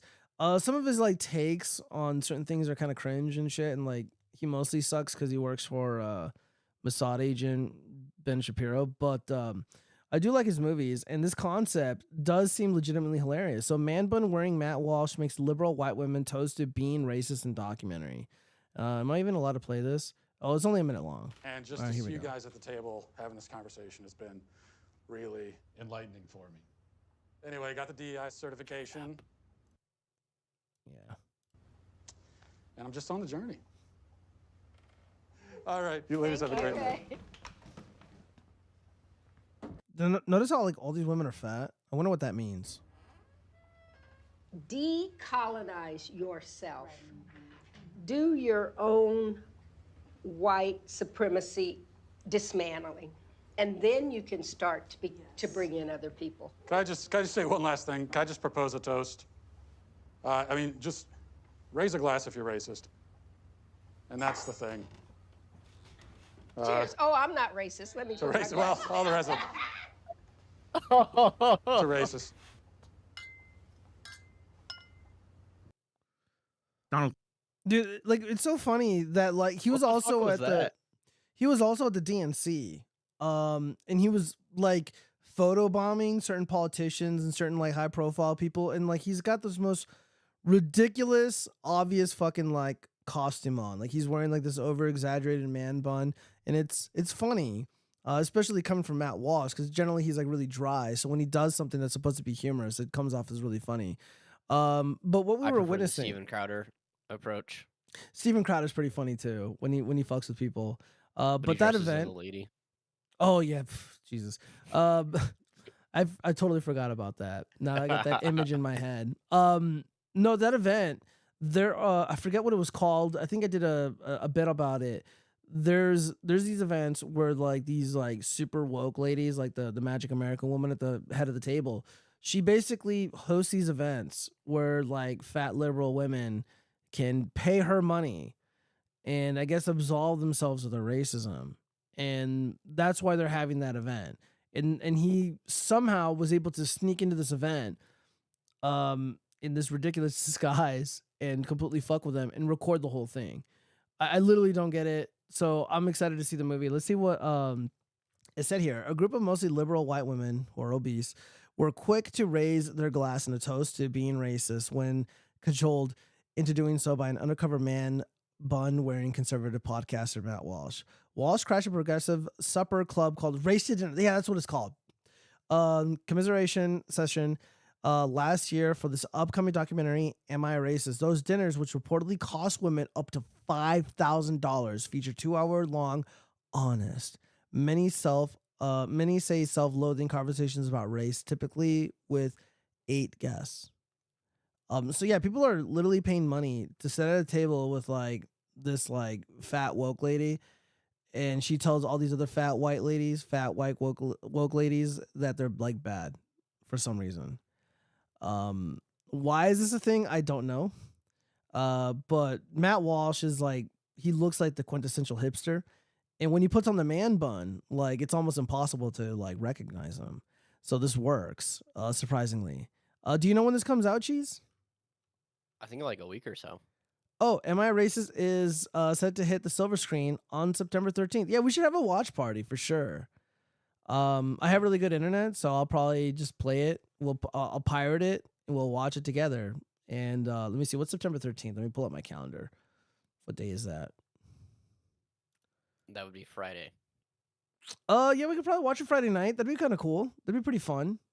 I don't want to commit to it because like Friday is like a day off for me, and I might be partying. Dude, I'm partying all fucking week. Yeah, shut the fuck up. You know, it's not my fault I got friends. It's not my fault that I go out. It's not my fault that I'm out there living my best life. Okay. I mean, you don't have to watch it the day it comes out, but it wouldn't hurt to watch it before the show next week. No, you're right. I mean, if we had to watch it like on a Saturday or Sunday, that could work. We'll make it work. We'll make it work before the show. That I could commit to before the show. All right, let me read some of these. Matt is a feminist. I don't know if he's a feminist, but it wouldn't surprise me. A gluttonous woman, they will only talk and not act because acting will burn energy. Fat people will be lamp oil in the future. God damn it, guys. I disavow these. Matt and Chowder are not funny. I don't think Matt Walsh is funny, but he is a talented filmmaker. And also, Matt doesn't advertise himself as like a funny man. But he can be witty if he wants to. And every now and then, like, he's mostly right. Like, I do find myself, like, generally kind of agreeing with a lot of what he says. However, there's some massive differences between me and Matt Walsh. I feel like I have a bigger set of balls than he does. Steven Crowder, he's not always funny. I think I'm certainly not a stand-up, but I've been entertained the few times that I've watched this stuff willingly. And there have been moments where he's done like skits. Yeah, go on. Sorry. I was to say, I generally, I feel like his show is not the most unbearable thing ever. And whenever they do especially like the election stuff, like doing live, like CNN and MSNBC stuff, I feel it's a lot better than just watching it raw. His commentary is pretty decent.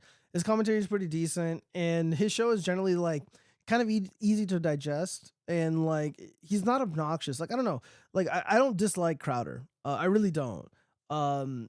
Ben Shapiro, yeah, I don't really like that guy. Andrew Clavin, yeah, that guy sucks. That's the Baldwin, right? Yeah, especially after the whole like Crisis King thing. Like I get the people who are like shouting like Crisis King, like they've been kind of annoying, but for the most part they're harmless. Like I think the people that are more mad at them are worse than the kids screaming Crisis King. Chowder is gay. Yeah, I know, dude. Like even Manic was like, dog, who cares? I'm like, bro, like he said he had like a phase in high school or whatever. It's kind of weird, bro. Like I don't know, I can't jive with that shit. You can't go out on Friday the 13th. Oh shit, is that Friday? Is September Friday the 13th? Oh, don't get on my motorcycle. Hopefully it rains. It'd be fucking awesome. Oh yeah, I forgot I'm watching a movie that night. What are you watching? It's a premiere for an anime, so it's not, I guess, not technically a movie. What anime are you watching? What's going on there? Well, even if I were to tell you, you wouldn't know what it was. Okay, so Cheese is gonna probably watch some like anime porn. Okay, confirmed. It's like at a theater, so. Oh, is it like an anime convention or something? No, it's just like advertising for the upcoming like TV show. All right. Well, yeah, since you're not red pill on anime, it's kind of it's like a weird touchy subject with you. No, I think you're blue pilled on anime and I'm red pilled on anime. No, you're like lollies, case closed. And it's like, all right, Giovanni. We're gonna talk about it later in the 304 segment. We should just talk about it now. No, we're gonna get there. Okay. We gotta build up to it because it's gonna be funny. All right. So Sigourney Weaver holds press conference saying alien slaying Ripley led to the rise of Kamala Harris, who hasn't held a press conference. What the fuck? I'm not kidding. So Sigourney Weaver. Oh, here she is. Listen to her words. Excited about Kamala, and to think for one moment that my work would have anything to do with her rise makes me very happy, actually, because it's true. You know, I have so many women who come and thank me. Sorry, I need my vodka. And I liked her too. I thought we were already excited for a woman running for president almost a decade ago. Are we just reinvigorated again? Yeah, well, it's different because she's got a different skin color, I guess. So that means something or something. Oh, does it? Yeah, I guess. I don't know. Yeah, so Sigourney Weaver literally crying at this fucking event, saying that she may have paved the way for a Kamala Harris presidency. So now I hate think the alien Trump- movies. I think Trump should come out as trans, and I think he'll just get 100% of the vote. Dude, it'd be so fucking funny. A sticky theater? Ooh, is that gonna be a sticky theater? Cheese when you go see It's that a anime? regular movie theater. Oh, okay, dude. Don't get mad at me, bro. I'm just reading the Shut chats. the fuck up, Giovanni. Get on with the show, damn it. All right. Oh man, this could have been the part of the cringe segment. Cardio drumming is the hot new exercise trend to purge your daily anger and frustration. So once again, modern women are so lazy. They would literally rather do anything other than count calories and lift weights. Why not just regular drumming? I don't know. Yeah. Well, Can I we think get a video? Let me see. Where are those Hopefully videos the at? music isn't copyrighted. Oh, dude, it might be. What the fuck is this? I thought this was one, but this is a cat delivery. Yeah, this is retarded. Hold up. Where's that video at? Okay. I don't think this is it. I think I have it. No, it's not it. Hello, Aaron. Well, hold on. Wait. I know where it's at. I should have it bookmarked. Let me see if I can find it.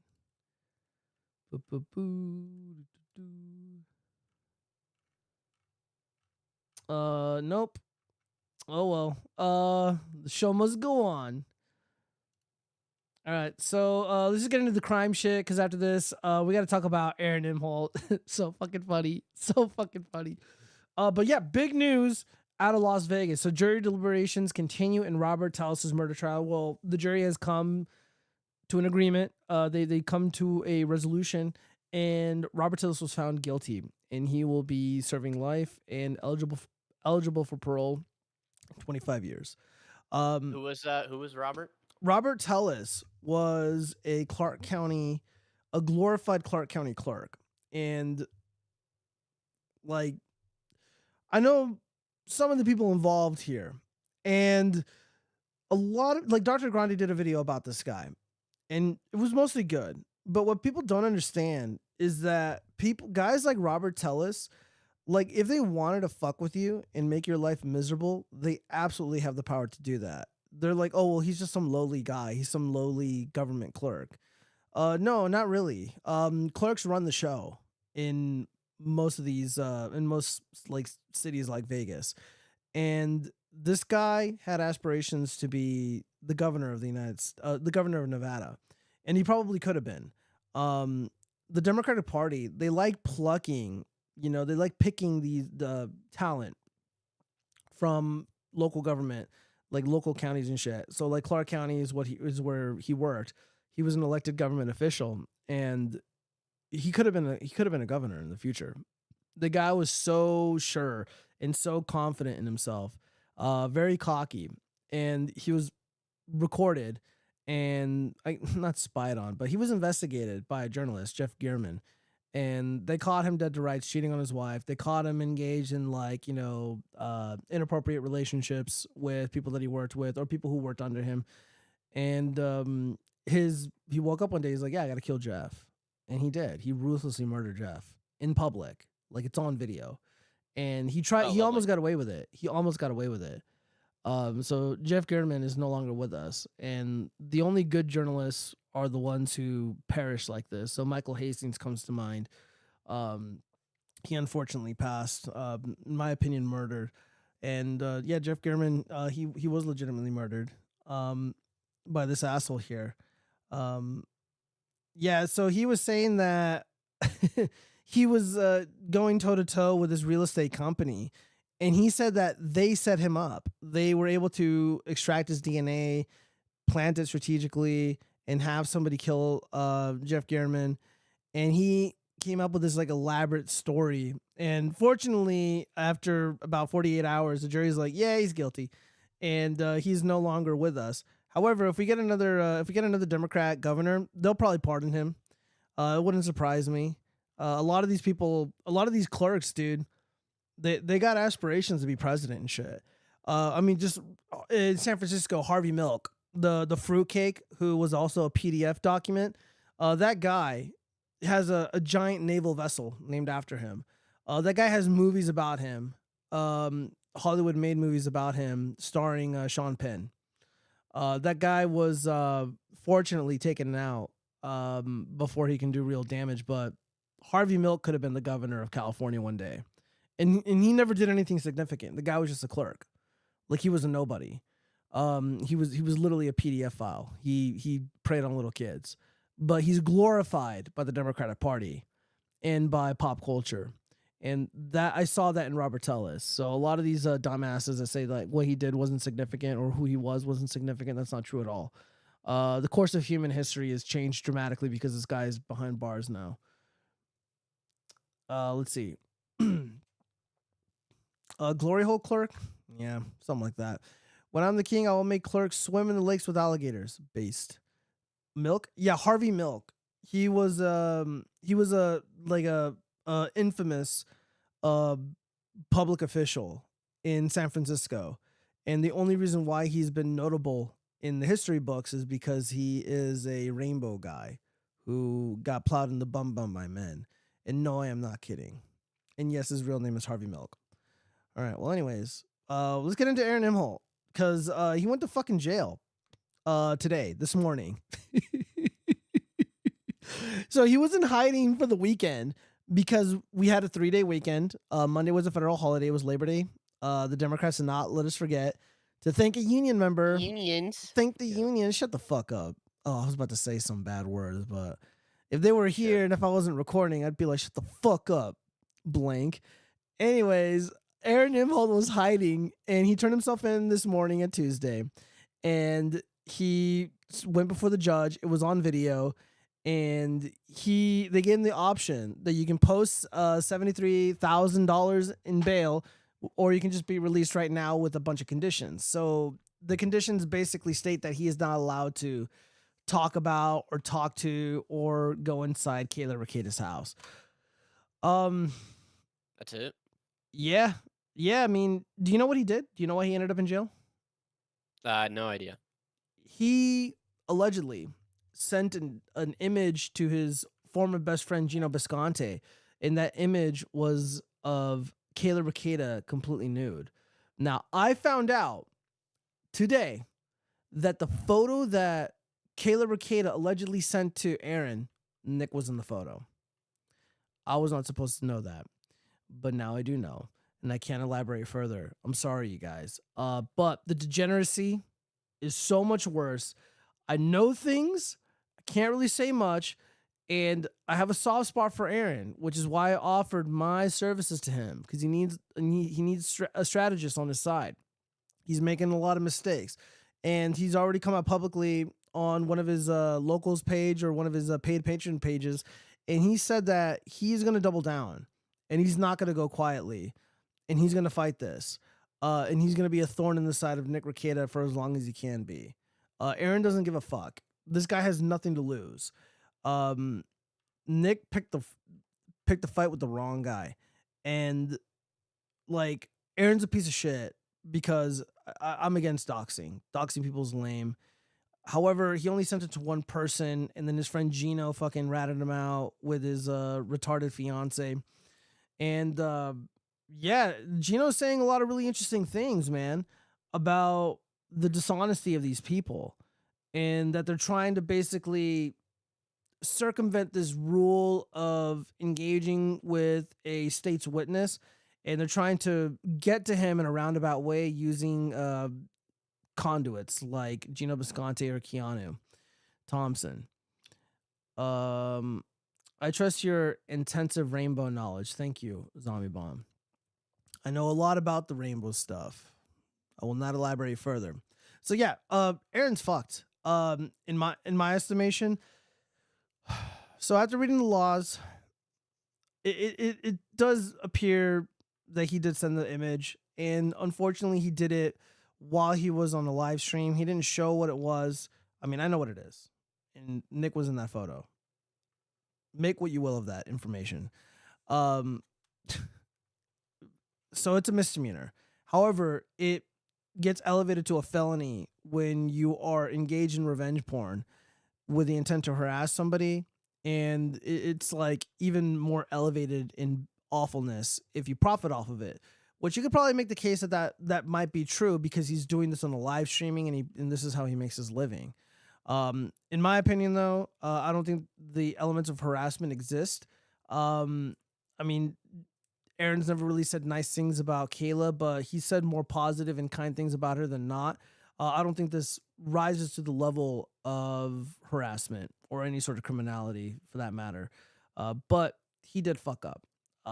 But there's also a way out for him. There could be implied consent that he had the right to send that to somebody privately. Who knows? I just know he's gonna fight it, and he's gonna be a pain in the ass. He might end up going back to jail because the guy just can't keep his mouth shut. This is not gonna be cheap, so it's gonna get worse. And like, what bothers me the most about this is like, I just can't stand how people treat Nick Rekieta. Like, a lot of the people orbiting Nick, they treat him the way like the Democrats treat Joe Biden. Like he can never do anything wrong. Like, everything happening around him is not his fault. Like everyone's calling Aaron a cuck. I mean, he is, but he also fucked Kayla Rekieta, and she sent him nudes. Like, and they're like, oh well, Aaron's a snitch.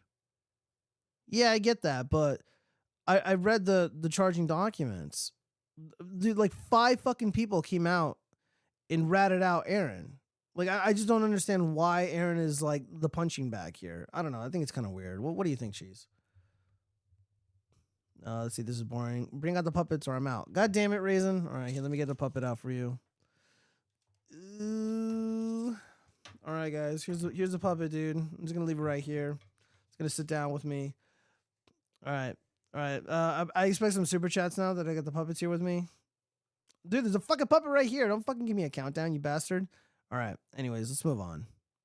All right. So, Cheese, we're gonna talk about that anime shit or what? Right now? Yeah. Sure. You ready? Okay. So I talked about. I don't know how much of it you missed. Here, let me go to this chart. All right. So, hold up. Fucking puppet's raping me. Hold on. Put it down. All right, so I have this chart here. Women surveyed ranked their attraction to male hobbies, and crypto pulled laughably low on the attractive meter. I can't read half of this poll. Let me go ahead and zoom it up. Can you see it better now? I can see it better now. All right, so the worst one. I'm not gonna go into my anti-FunkoPOP tirade, but it's like the worst. And then following that is crypto, which I totally understand, and then anime. Like the third worst. So I was trying to tell the audience that like my opinion about like anime is like, for some reason, like I have an aversion to it, and I don't know how to explain it, but I just feel it in my bones that anime is probably not good for you. It's probably bad for you, detrimental to you, and a lot of women seem to agree with that notion. Okay, but women say that over 4 more percentage points, crypto is seen as unattractive. Yeah, but it is. Like, crypto is Why for is sure. crypto seen as unattractive? It just like, because it's just a boring fucking topic, dude. It just dries up pussy, you know? Like, imagine you're on a date with a woman, or try to place yourself in the shoes of a lady, and you're on a date with some guy, and he starts talking about cryptocurrency. Like, is that not going to be fucking boring and unattractive? Like, I would be fucking. I mean, boring. you can mention it to where it's like, oh hey, I'm into crypto. I have a diversified investment, and keep it there. Yeah, you really shouldn't be talking about your finances like that, though.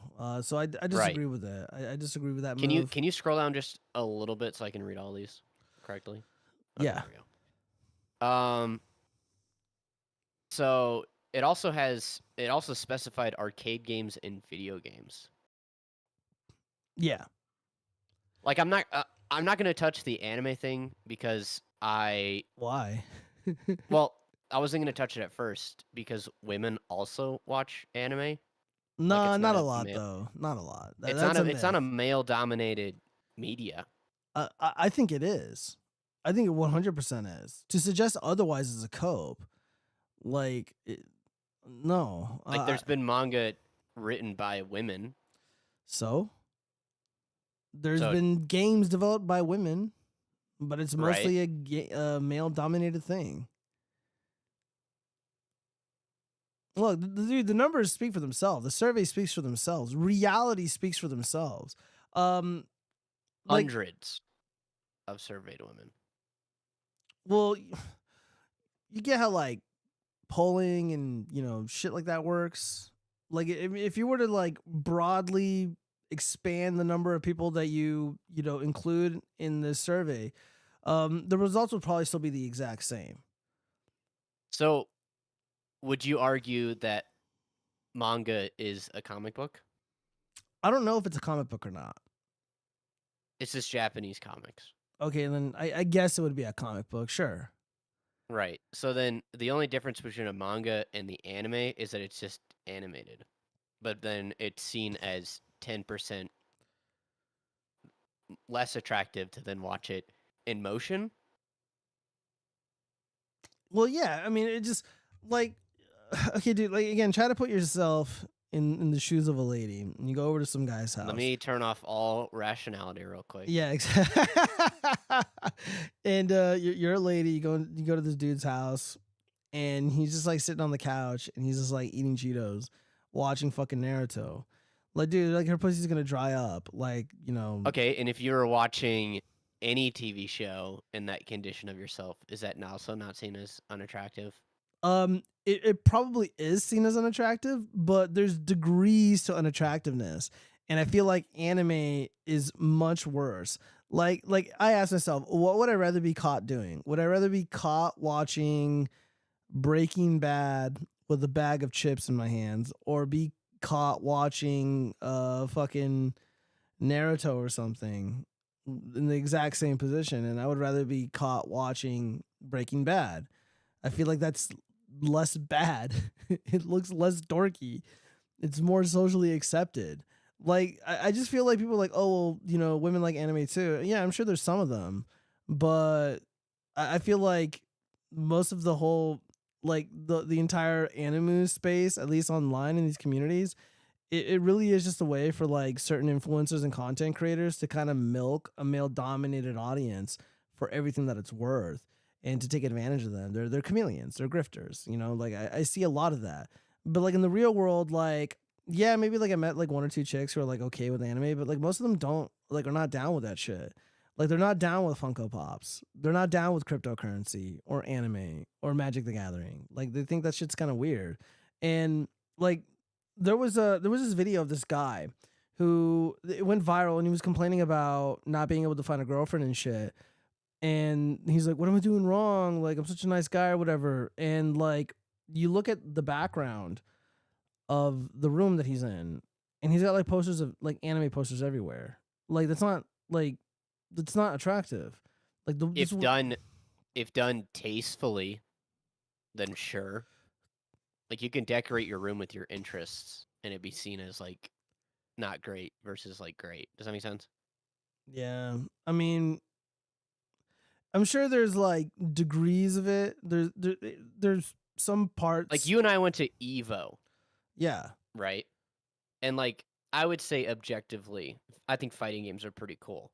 Yeah, we like video games. We're nerds. But Right. let's not kid ourselves. Like, we're there supporting the boys, we're there drinking, we're having a good time.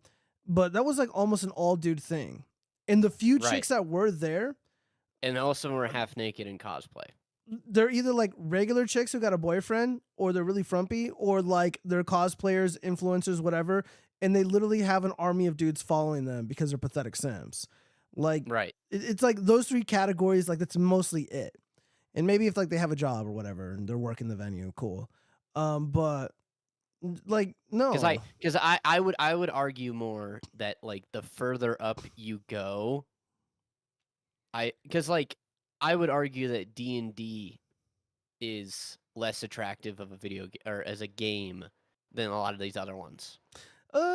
Tomato, tomato. But like here, like what people got to understand when looking at this survey, they need to come to terms with like the fact that these hobbies just are not attractive. Like I like video games.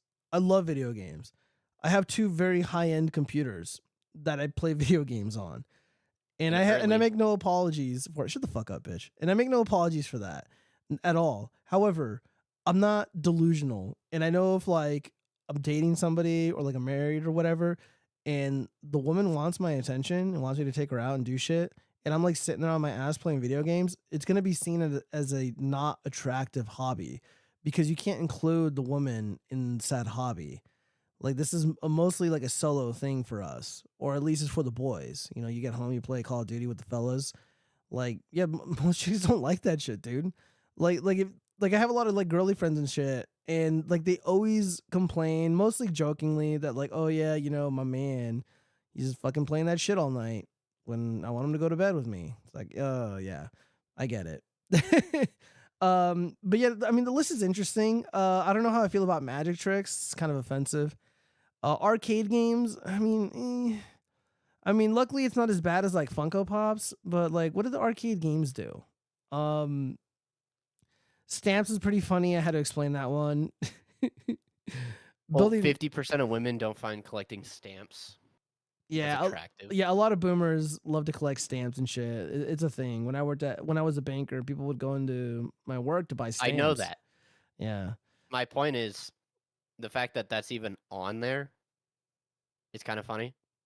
Yeah, but I just think it's also weird that like women cosplay. Yeah, but like, I mean, can you see the point of view that a lot of these women that are in the nerd space, like they're not actually nerds themselves. Like they're not really down with the culture. Like Jessica Negri, like I know who she is. She's a total fucking cunt in the real world. Like in real life, like she's a total bitch. She's not a fucking nerd. She just pretends to be one. And she doesn't like her fans. She doesn't like nerds. I'm just letting you guys know this right now. Like I've dated the stripper at Little Darlings a long time ago. I've dated bottle girls, servers at the casinos and shit. And there are dudes who are really fucking rich. They offer to buy them cars, take them out to fancy vacations and shit, and they do not like those guys. I know, you know, like Andrew Tate and all these other BIPOCs that are like that have infiltrated the red pill space. They're always like, oh, you know, 666, man, you gotta have like 6 figures or 6 inches or whatever.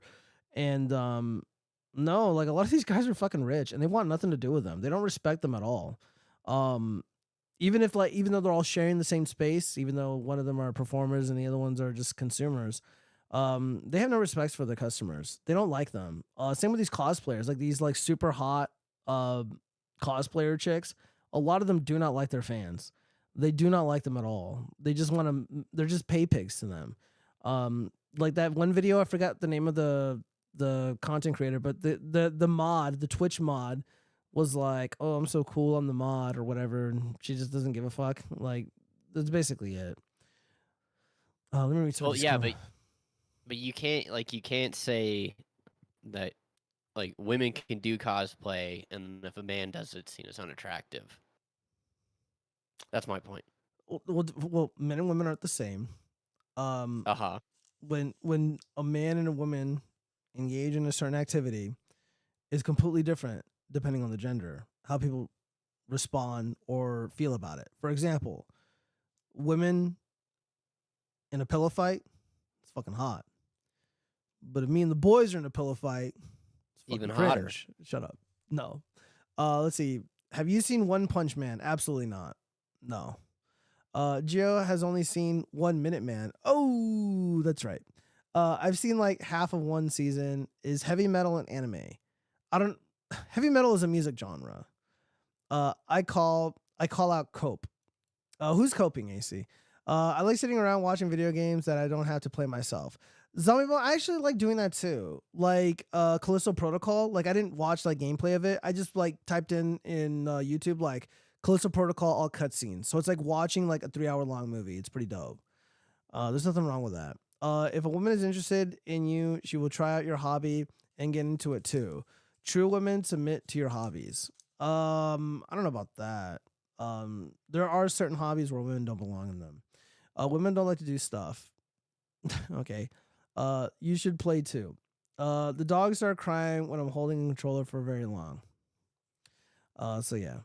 I don't know. Geez, it seems like you're really upset that, you know, I'm not anime and upset. FunkoPOP. I just think it's weird that anime has there's a ladies market to it. Like it's not like 98% is men and then 2% is women. Like Japanese women like anime. Like that's their media over there. Yeah, but So the Japanese population is very tiny.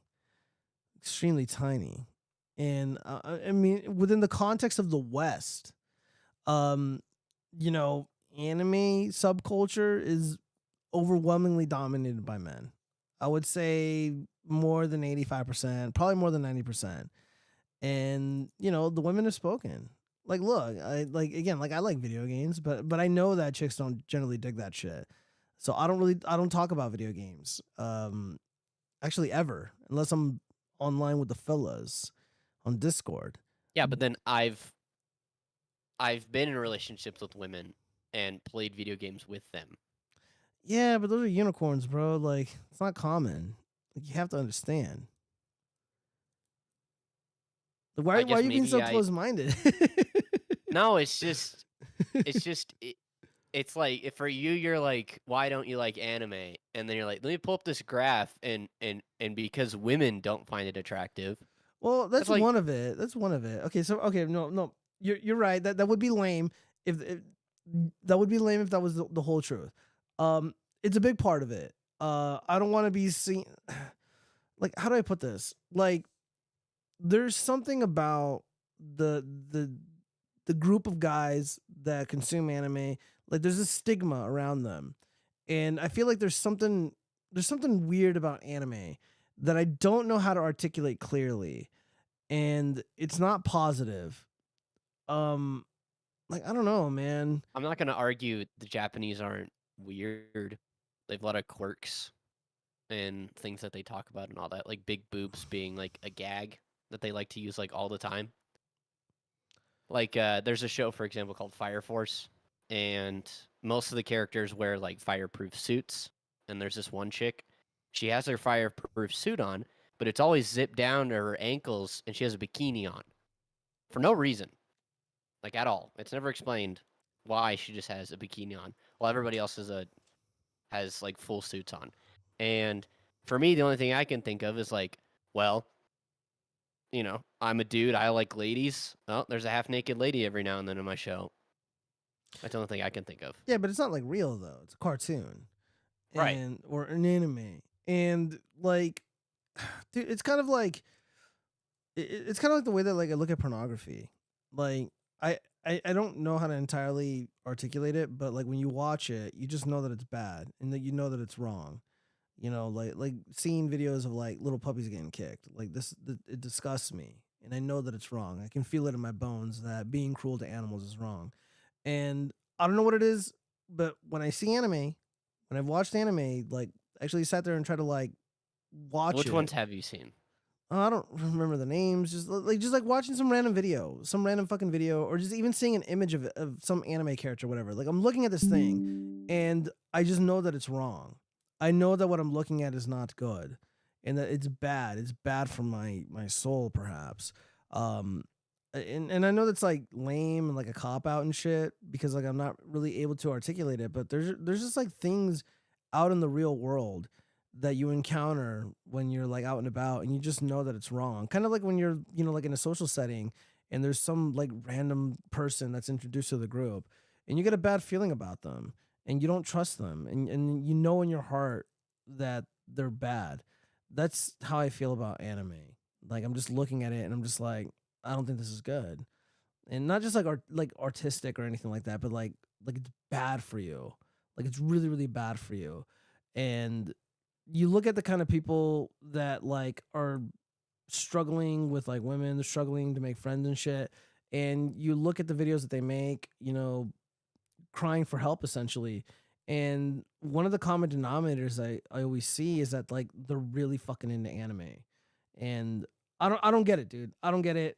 I don't know. I know that answer sucks, but like we talk about a lot of media here on the show. We talk about a lot of stuff, a lot of consumer shit. And the best thing to do is just to get away from it. Get away from the goy slop, etc. Don't consume the goy slop. Maybe anime is a part of that. I don't know. No, I would. So one of the reasons that I almost got into watching like a lot of the animated stuff was because you started crying about Marvel so much. I was like, you know what? I'm gonna go look at other avenues of media, preferably like action-oriented media. And I was like, oh, one of the ones that are kind of like they're popping off right now is anime.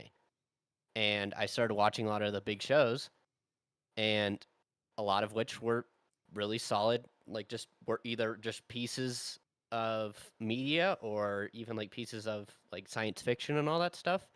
And I was like, oh, this is great.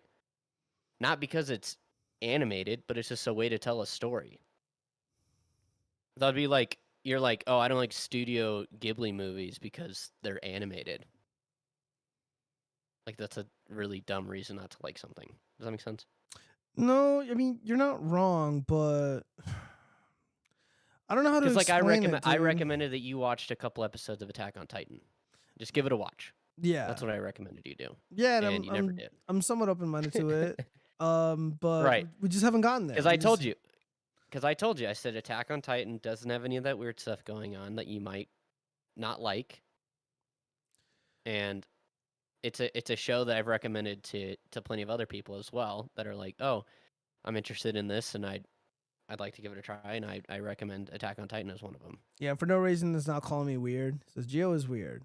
Why am I fucking weird? Because I don't like anime? Or like I don't want, it's not that like I don't, like I'm not like trying to be a fucking hater, man. Like I'm trying to explain my aversion to it. And I don't even necessarily Do you watch think a it's lot right. of stuff that's animated? No, dude, I don't watch anything that's animated.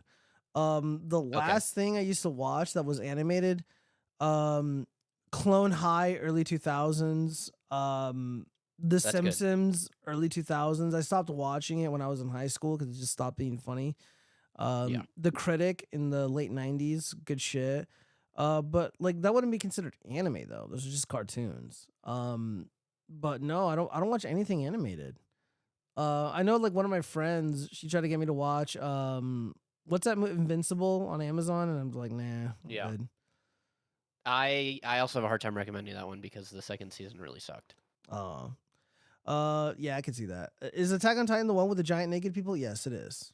Yes, it is. Yeah, I was surprised like they didn't like pick up the people and just like shove them up their ass. That'd be kind of funny. Well, they pick up the people and eat them. So. It's almost fuck. I don't even know what's worse, bro. They're both pretty horrible. I'd rather be eaten than shove it up somebody's ass. I don't know, dude. Like being bitten looks painful. I don't know. I think I'd still prefer. I'd prefer that over the Jim Carrey.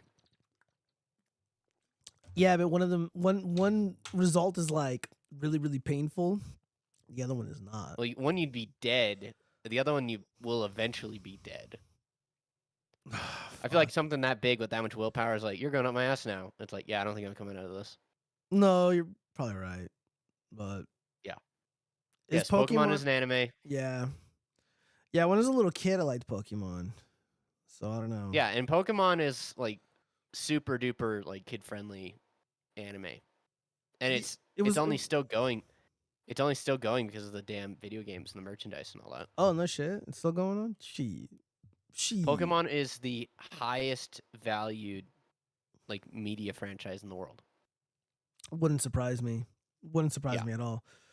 So back to this list. What do you think of Funko Pops being an unattractive hobby? Like, do you think that's women? Fine. If it was 100%, I would laugh.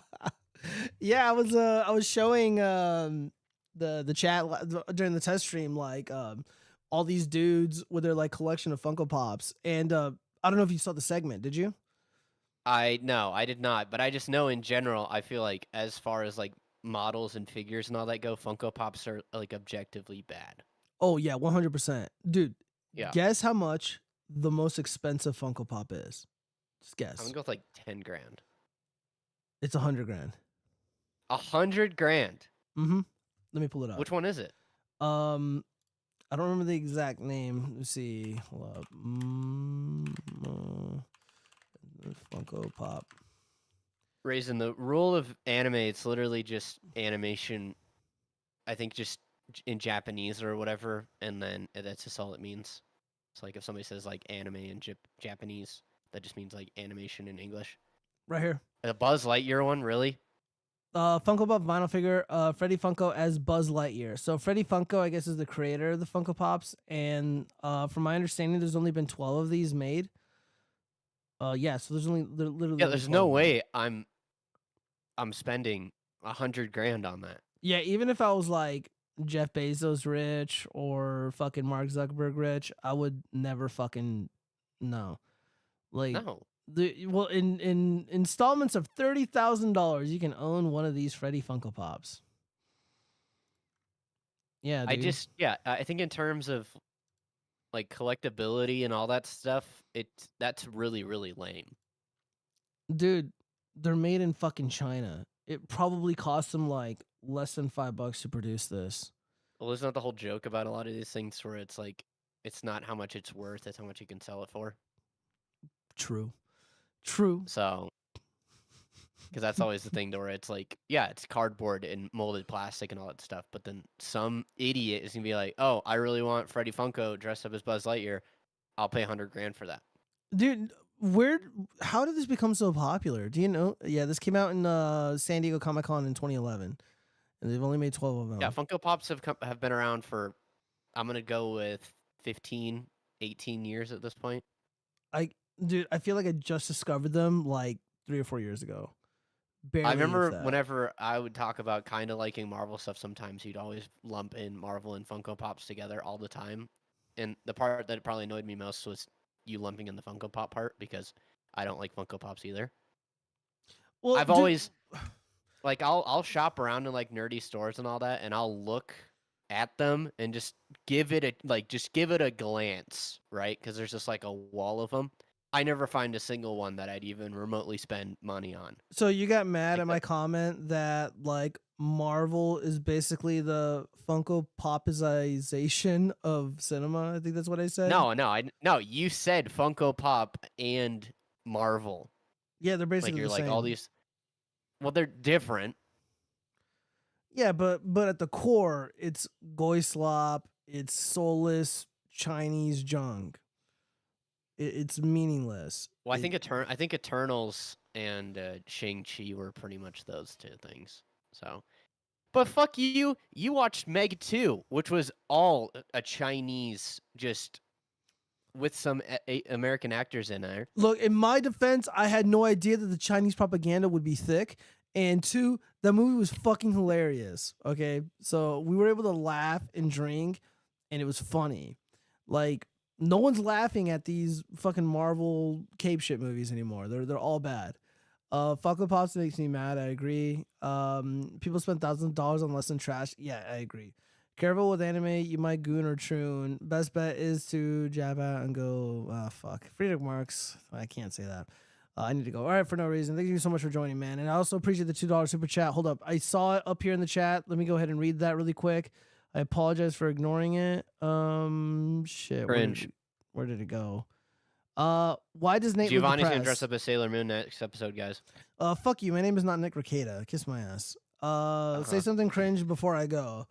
The Democrats are the real racists. Hopefully that's cringe enough. Okay. Well, we gotta move on. We got some. I thought we were having a debate about this, Giovanni. Okay. Well, okay. I brought the graph back. Get up. away that graph. Why? It's shove it up your ass, dude. You're so mad. Don't You're need mad it. at the facts. The facts hurt your feelings. The Can facts you, hurt no, your not to cope or anything. Is there another graph that you could bring up about this stuff? No. This came up, and it was a good topic of discussion on multiple forums, and you know, because it's kind of Is there replies to this image being posted? Yeah. Yeah, can we see? Shit, how do I get there? What the fuck? Whoa. You gotta exit out like entirely. Like get out of it all. Like you get. Oh, there we go. Sorry, I was being a fucking boomer about it. Yeah, you are. All right, so you still shouldn't care what women think, but I found this funny. Me with my vast knowledge of World War II submarines picking up the ladies.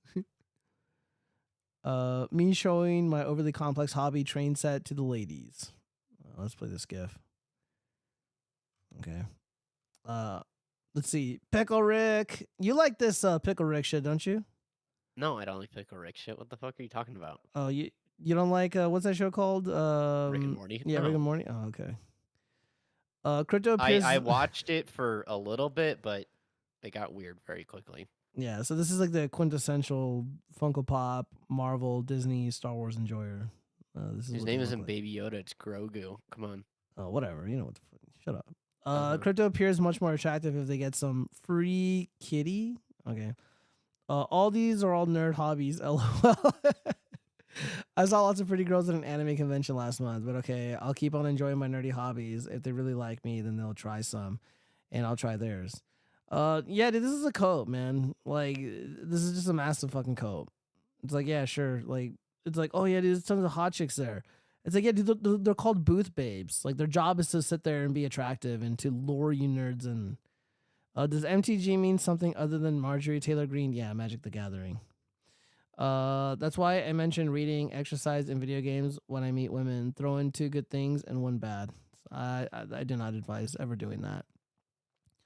But what women say they want and what they actually want are very different things. Also, in case it sounds like it, I have 0 Funkos.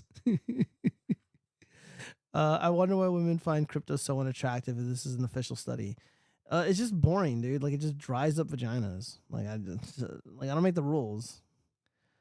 Zombie Bomb, feel free to chime in on what you think the least attractive hobby is. My mom said that magic tricks would help me find a girl, though. Collecting milsurp not listed. We are so back. Military surplus, yes. Of course it's Funko. They're 100% correct. Imagine caring what women thinks. Yeah, most people do. How many of them are mentioned in your Tinder profile? This also matters too. Like, if you have those hobbies, just don't tell anybody. The most unattractive hobby to a woman is whatever hobby you have is you're not tall, ripped, and rich. Okay, so this guy's just being negative. Ron Paul autist. Are stamps still a hobby in 2024? I'd argue not as much. Source, my ass. Probably true though. I don't know. Geez, like, you seem pretty upset. Said, I think tilted. No, it's one of those things where it's like, oh hey, let's complain about this stuff. And then it's like, okay, well, I'm given less and less options of what to enjoy. I'm going to go look over here for some stuff to enjoy. You're like, no, don't look over there. So it's like, what are you going to do? Get real fucking hobbies, dude. Like, build I can watch. Can I not watch shit? Is that okay? Yeah, but dude, if that's like your hobby, if that's like your identity, like, you're fucking lame. Like I was making fun of somebody. I'm not going to say their name. Because they said something along the lines of, like, I like to connect with people through, like, so-called pop culture, and, like, talk about, like, retarded ass, like, cape shit, sci-fi nonsense. Like, no, this is a horrible way to connect with people, through soulless garbage like, you know, anime or stamps or cosplay. I don't fucking know, dude. It's just, no, like, okay, so, like, my hobbies, I fucking ride a motorcycle, I fucking videotape shit, I fucking build guns, I build puppets, I go kayaking, I have a fucking paddleboard, you know, like, you play on your boat? It's not a boat. It's not a boat. It's not a boat. It's a kayak. You make it yourself? No, I bought it. But it's a hobby. It's an outdoor hobby. It's a lifestyle. Like chicks like that. Like, my hobbies aren't on here. Like, you don't fucking see, you don't see puppet building on here. You don't see, like, building guns and shooting on here. I would argue building models could be labeled as that. But I mean, it says hundreds of surveyed women, so it's not even a fair. Well, puppets Fair also thing. puppets are also not models. They're literally tools. All the fatty stuff that collects around the bottoms of their pants clogs the washing machine. I think processing fresh kills is a really annoying hobby. I don't know what you're talking about. Oh, you're talking about hunting? I don't know. Zombie Bong, be specific. I don't know what you mean. Well, Cheese, do you have anything else to say about this matter? Well, no, it's just you were like, oh, you complained that I was watching some stuff, and then I switch over to then watching something else, and then you're like, what are you doing watching that shit? You should have better hobbies. And it's like, dude, what? No.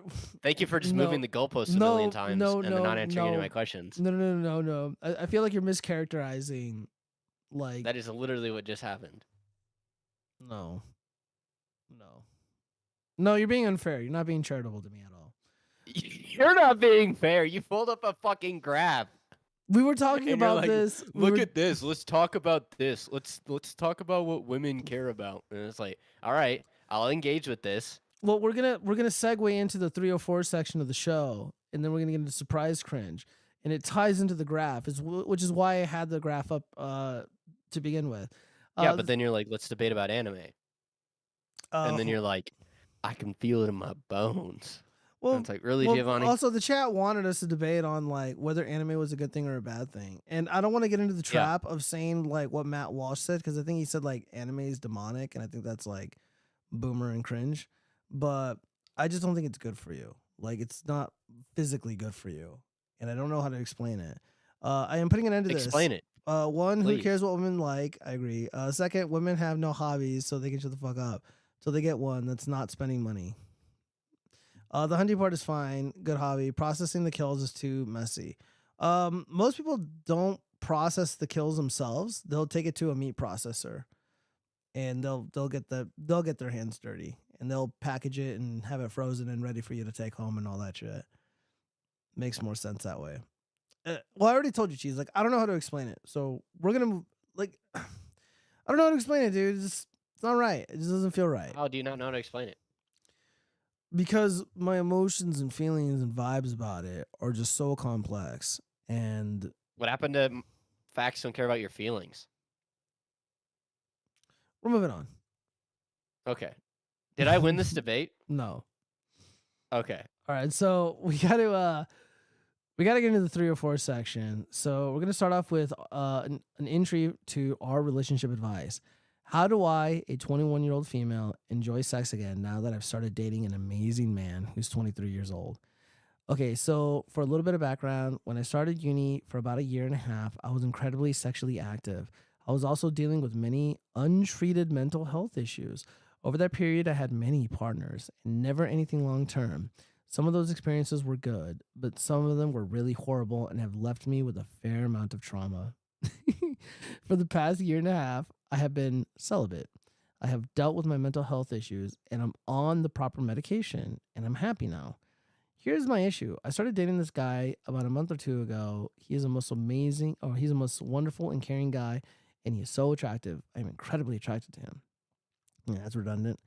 We have had sex twice so far. Ugh. And I love being close to him, and I'm happy to be getting him off and he enjoys himself, but I'm not having the amazing time I have had in the past. Cheese, what do you make of this? Well, it just goes with the whole study of like how many or what leads to happy marriage, and one of the things that points to it is the least amount of sexual partners before getting married. And the two that were the most successful was both are virgins at the day of their wedding, or they were the only ones to like pretty much like lose their virginities to each other and they get married. Those are the two most successful.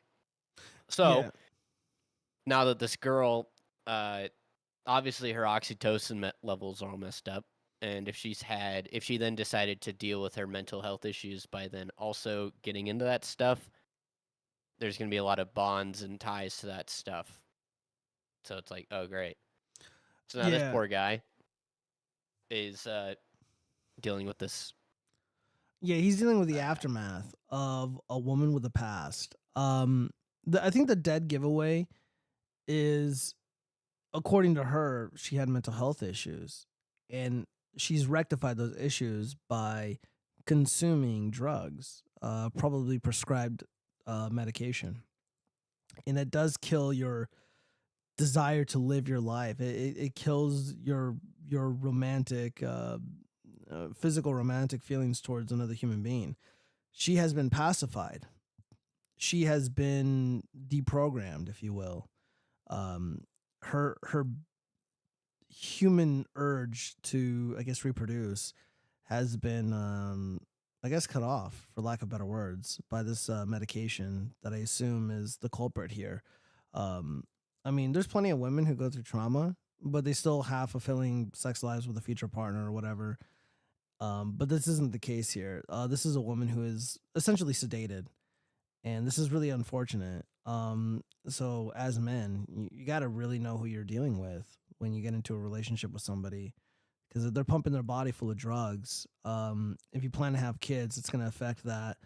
And if you have a high libido or you're relatively active sexually and your future partner is not, you're not going to be compatible with that person. It's going to bring about resentment.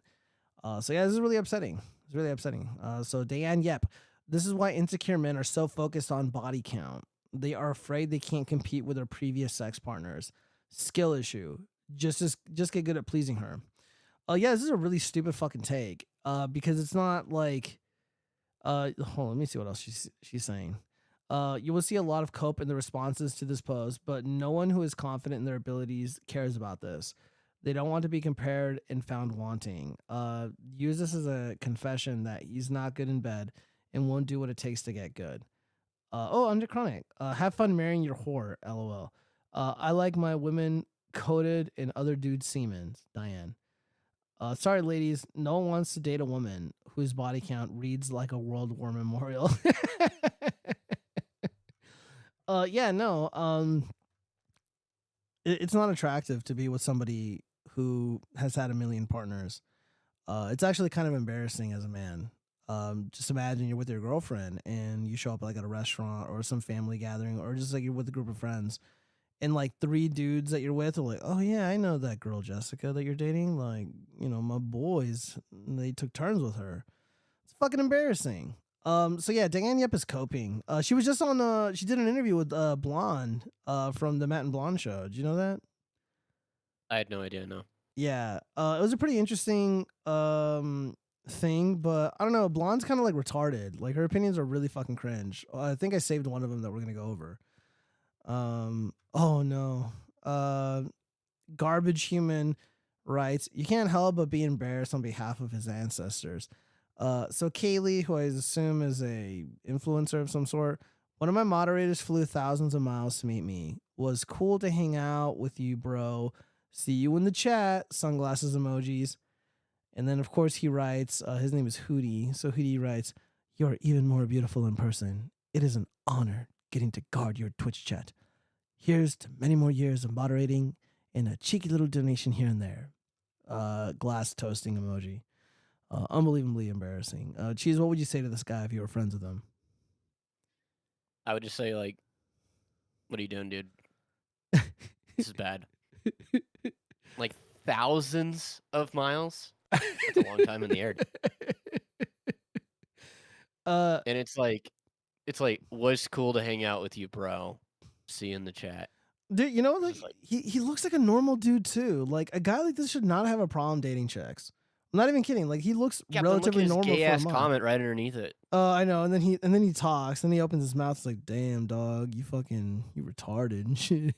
Getting to guard your Twitch chat. Oh god, dude, I'm just imagining he's wearing like a plate of fucking like armor from the medieval ages, and he's like, my lady, I shall guard your Twitch chat. Let's see. What's I'm not gonna watch this. He probably says the N-word. All right, anyways, move on. Hit X. All right. Oh no. A cautionary tale from Garbage Human. Single mothers to mixed race kids. How do you show your child to prospective men for the first time? I had my son when I was 19 and have been raising him solo ever since. I love him with all my heart, and I wouldn't change a thing about him. I am white, and he is unambiguously mixed race. I'm 25 now and have gotten to where I know what I want in a relationship. So she's probably dated around a lot, slept around with a lot of guys, and after stumbling from one bed to another, now she knows what she wants. And in a man, so I am getting back out there looking for a long-term relationship to settle down with. The problem I am facing is the problem I am facing now is I have met some guys who seem great, but when I show them a photo of my son, they get scared off. They'll either ghost me or suddenly the next day tell me they don't see the relationship going forward or just ask to be friends with benefits. This is after multiple dates. I only show the photo in person to men I'm comfortable with. I don't show photos of my son to men I haven't met, and I don't have photos of him in my profile. Sometimes I can see the interest fade from their face the moment they see the photo. Oh no, what is this? Oh no. Oh god, these images are so oh fuck, disavow. Oh Jesus. Sweet baby geez, what do you make of all this? What do you make of this? What do you think?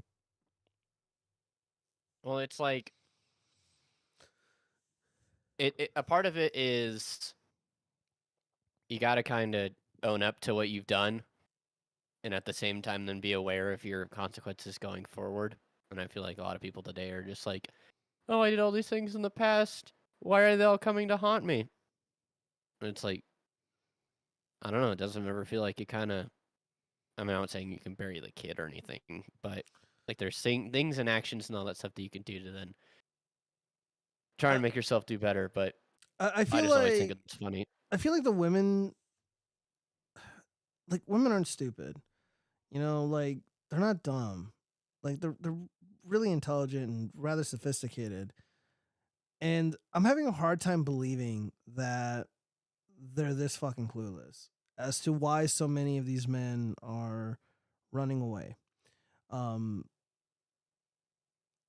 I like if I was asked like how do I approach online dating and this is my situation, I don't think I would have a good answer for a woman like this.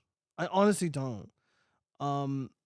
Like if somebody I don't remember who said it. I was talking with somebody and they're like, "Look, I'm a white dude, and if I am dating a white woman and she has a kid that isn't mine and the kid does not look like me, people are going to think I'm a literal fucking cuckold. And I don't want people to look at me that way. And that's why it will never work." And I never thought of it that way. I'm like, "Oh, okay, I get it." Yeah, like it just sucks. Like it's really unfortunate, but I'm gonna be honest with you guys. Like I don't have an answer for anybody here.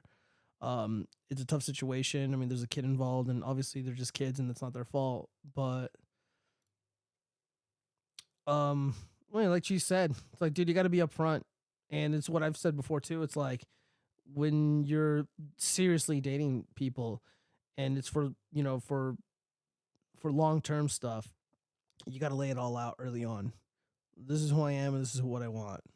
Women need to do the same thing, especially if they're single mothers. All right, well, shit. What is this? I think it's fucked up. Hold on, where's my F5 key? About a 35-year-old guy dating like a 19-year-old girl. I think it's fucked up. I think that shit's fucked up. Oh. I don't know. I just think, like, that's just weird, you know? I would just never consider that. And if a guy, like, is not getting with his age, then that just makes me think that he can't pull in his age category. What about a woman who's 35 dating like a 19-year-old male? I still think that's fucked up. Either way, I don't think it's right. Too much of an age gap. Yeah. Like, what can you relate on with that, you know? Even though they're both adults? Yeah. How do you feel about I don't know, G, what do you think? What do you think about like that kind of age disparity? I mean, we're at a point now to where it's like, what is a social stigma? And, what is and isn't a social stigma? And I'm of the opinion, at least, that if it is of two consenting adults or whatever, then it's fine. I don't know why we're making a big deal out of it. I think on an individual basis, you can maybe talk to people about it and see. But at the same time, it's like, if the lady finds the guy attractive, then what are you going to do about it? Like, Yeah. if women are naturally attracted to older guys, and it's like, what can you do about that? Yeah, or vice versa. I mean, either or. Like, I don't really think it matters too much. I think people who put a lot of stock or put a lot of thought into this are kind of weird. It's like, why are you this focused on somebody else's relationship? You know, why are you focused on somebody else's preferences and shit? Like somebody like women bitching about let's say a group of men who would prefer to date younger women, let's say 5-10 years younger than them. I mean, I think it's kind of weird. I mean, it's almost as weird as like guys complaining about a group of women who say they only want to date, you know, like tall guys or whatever. Like it's the same thing to me. Like you can't really control your age, or you can't really control your height, or some of these other immutable characteristics. And why are people so fixated on it? And the reason that I believe that might be the case is it highlights people's insecurities. You know, like a lot of guys will bitch at women for posting their physical preferences on their socials. And I understand the backlash because people are preemptively being rejected, and it's over something that they had no control of. And women, especially the so-called more mature women, they will bitch at men for wanting to date younger ladies because they are much older and they miss out on their opportunities and they're insecure about it. So when people bitch about other people's preferences, all I see is insecurity.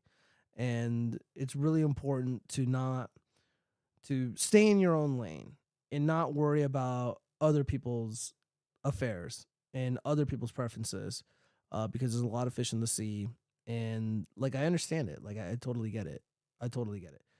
Gio, I told you that. Oh, you did fucking tell me that. I knew it was somebody. I knew it was a private conversation that I had with somebody, and you were just right on the money when you told me that. Let me see. If you have a black child as a white woman, you cannot date white men. Gasp! You can't say that. God damn it, Freedom Marks. He's his own person. He can say what he wants. But I don't know, Cheese. You want to elaborate on any of that or no? Well, it's just, if guys don't find things attractive about you, that even be as a single mother in general, regardless of what color the kid is, then it's like, it can't be helped. Yeah, but like, dude, like again, like if I was Be the dad that stepped up, man. I don't think I could, especially if it doesn't look like me, because people will think I'm like a cuck like Jack Murphy or Nick Rekieta, and I just can't have that.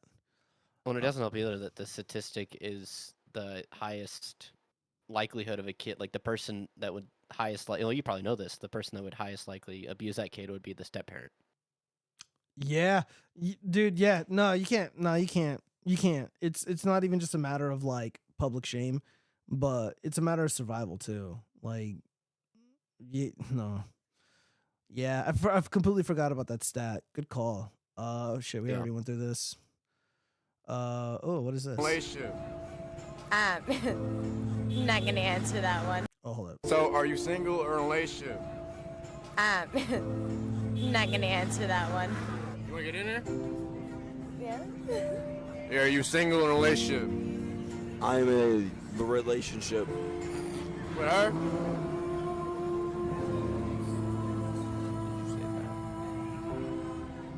No, we're not.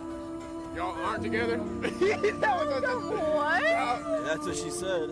Y'all aren't? Okay, anyways, let's keep him out. Bye-bye. Yo, this guy's gonna make you Snapchat fucking famous. Keep going, keep going. Yeah, you know how it is. Like, you always see these like sad ass. You always feel bad for them. Chicks. They say for like 6 months we're in a relationship, and then they say on camera they're not. I always feel bad for those guys. It looks like I was one. That's gonna get you some views. That's some real ass shit. You fucking know it, boss. Thank you. Hey, I needed you more than you ever knew. Wow. You know, I want to like defend the dude, but and like shame the girl. However, this dude is a fucking sloppy drunk.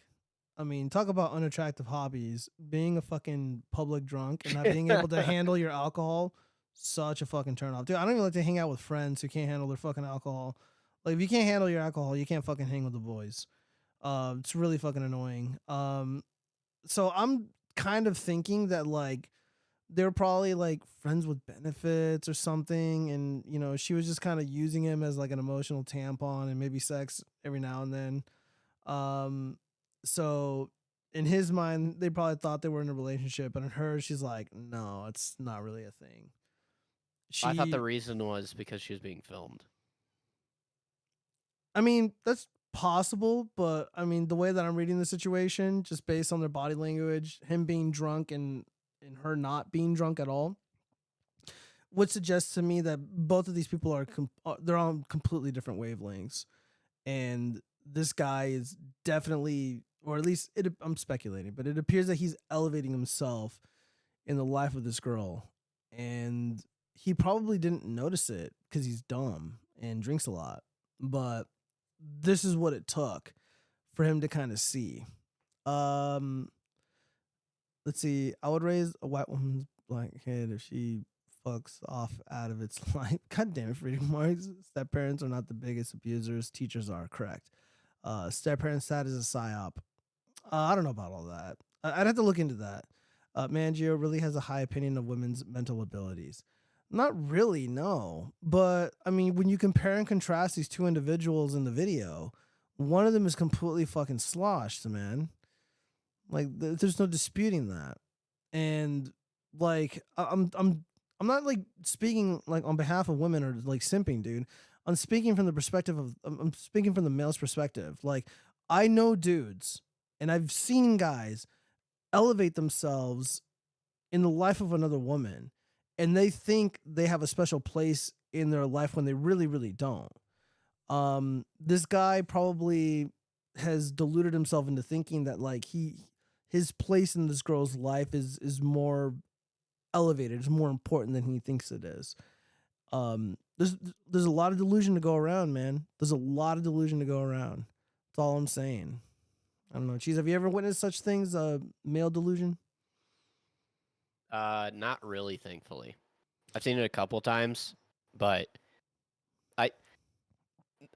from what I've noticed, at least, a lot of young guys have a hard time opening up. So, because of which, like, engaging with them about some of these topics, it's just a non-starter. Yeah. Does that make sense? Yeah, I mean, it's rough, man. I think young people are going to be okay. I think, at least in my personal experience, I've talked with a lot of young people, and the young people that I've run into, like mid-20s, early 20s, they've all been totally sensible and friendly and normal. And I know there's, like, a lot of freaks and shit online, but, like, in the real world, I think they're going to be okay. However, drinking and drug use is a problem, and it's going to cloud your judgment, and it's going to disrupt your mental faculties, and you're not going to be able to see reality for what it is. It's why I don't like to drink or do drugs. All right, we're going to move on. Before we get into the surprise cringe.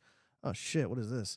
When a cis man gives you the sorry, I'm straight mid-chat, shit cuts deep. I guess hair, makeup, and clothes isn't enough. Yeah, no, it isn't enough. I'm telling you right now, like, it will never be enough. As a cis man, you gotta have a pussy, and it's gotta be real. Just because you emulate... Wait, hold on. I had, like, spaced out trying to read that.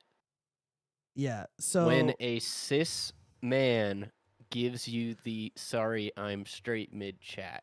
Yeah. So imagine you're at, like, a club, and this male to female transformers like, oh, stinky cheese. Hey, and they're, like, caressing your hair, and you're like, hey, I'm straight. Sorry, I'm straight mid-chat. Get it?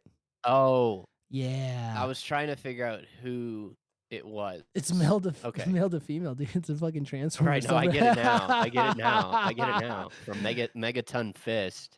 Yeah. Yeah, so they describe the incident, shit cuts deep. I guess hair, makeup, and clothes isn't enough. And then this is one of the There's a lot of other things. I know, right? Yeah, I know.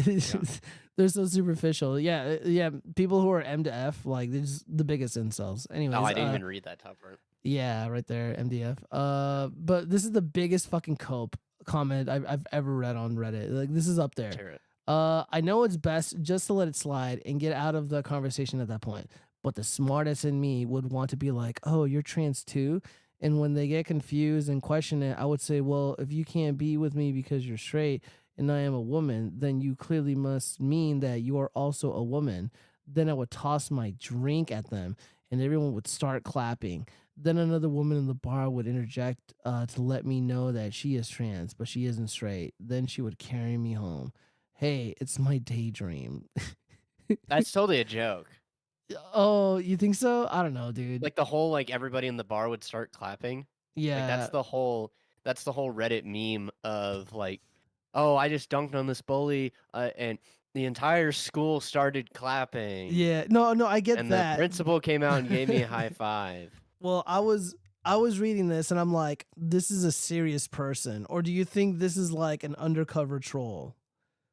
Oh, totally. Oh, To where okay. it's like this first part, I know it's best just to let it slide and get out of the conversation at that point. That is where like everything past that is just haha funny. Like nobody would actually like. I think throwing a drink at somebody is considered assault. It is, yeah.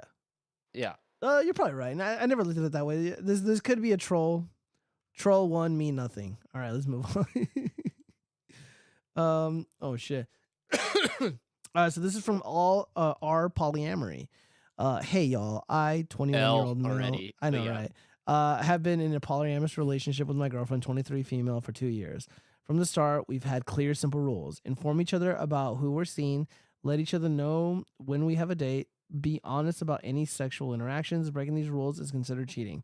For me, I haven't been on as many dates since I'm more career focused, so it wasn't a big issue, or it hasn't been a big issue. But recently, my girlfriend mentioned she was going on a date with an old flame. She was transparent at first, told me his name, what he looked like, and after that date, she said they just cooked, drank wine, and chatted. However, something felt off. The fuck? Hold up. The fuck happened to my shit? Restore that shit, bitch. All right, here we go. We're back. So, for me, I haven't been. What the fuck? Oh my god, my internet's like chimping out on me. Goodness. All right, so for me, I haven't been as many date. Oh, something felt off. What do you think would feel off for this individual? Just like he knows her well enough. It's like, I feel like what feels off is that she's having a genuine romantic connection with the old flame. Drinking wine, cooking together, and having a meaningful conversation can be just as intimate as physical sex. So, yeah.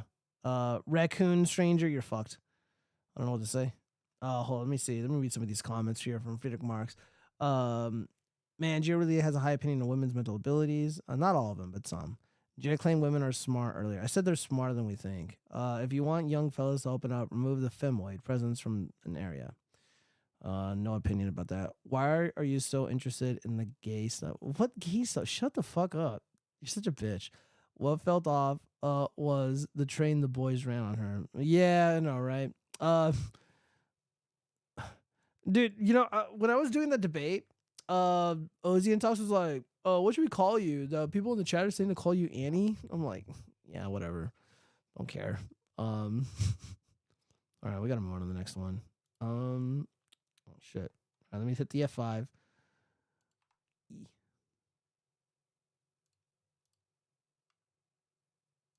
All of my sons are very successful young men and are on their own. My oldest and youngest were always very outgoing and were kind of party animals in high school and college. My middle son focused on his grades and future from a young age. He moved out the youngest into his own home. My middle had a very bad ex-girlfriend. Oh, fuck. Fuck, I don't remember how long this one's. We're gonna skip this one. All right. Oh yeah, it's probably I should have probably played this video after the little graph. They buy Legos. Honestly, the Lego thing, super fucking cringe. I'm just gonna say it. All these adult men buying Legos, it's like, hey, get a life. They're like a brand new set from Lego. They also call it Lego. They don't call it Legos. They say, I like Lego. They're Legos. They're Legos. Actually, it's Lego. I like Lego. Like, you're an expert in buying shit at the store. It's plastic! It's plastic! It's a plastic toy! Based. They buy Legos.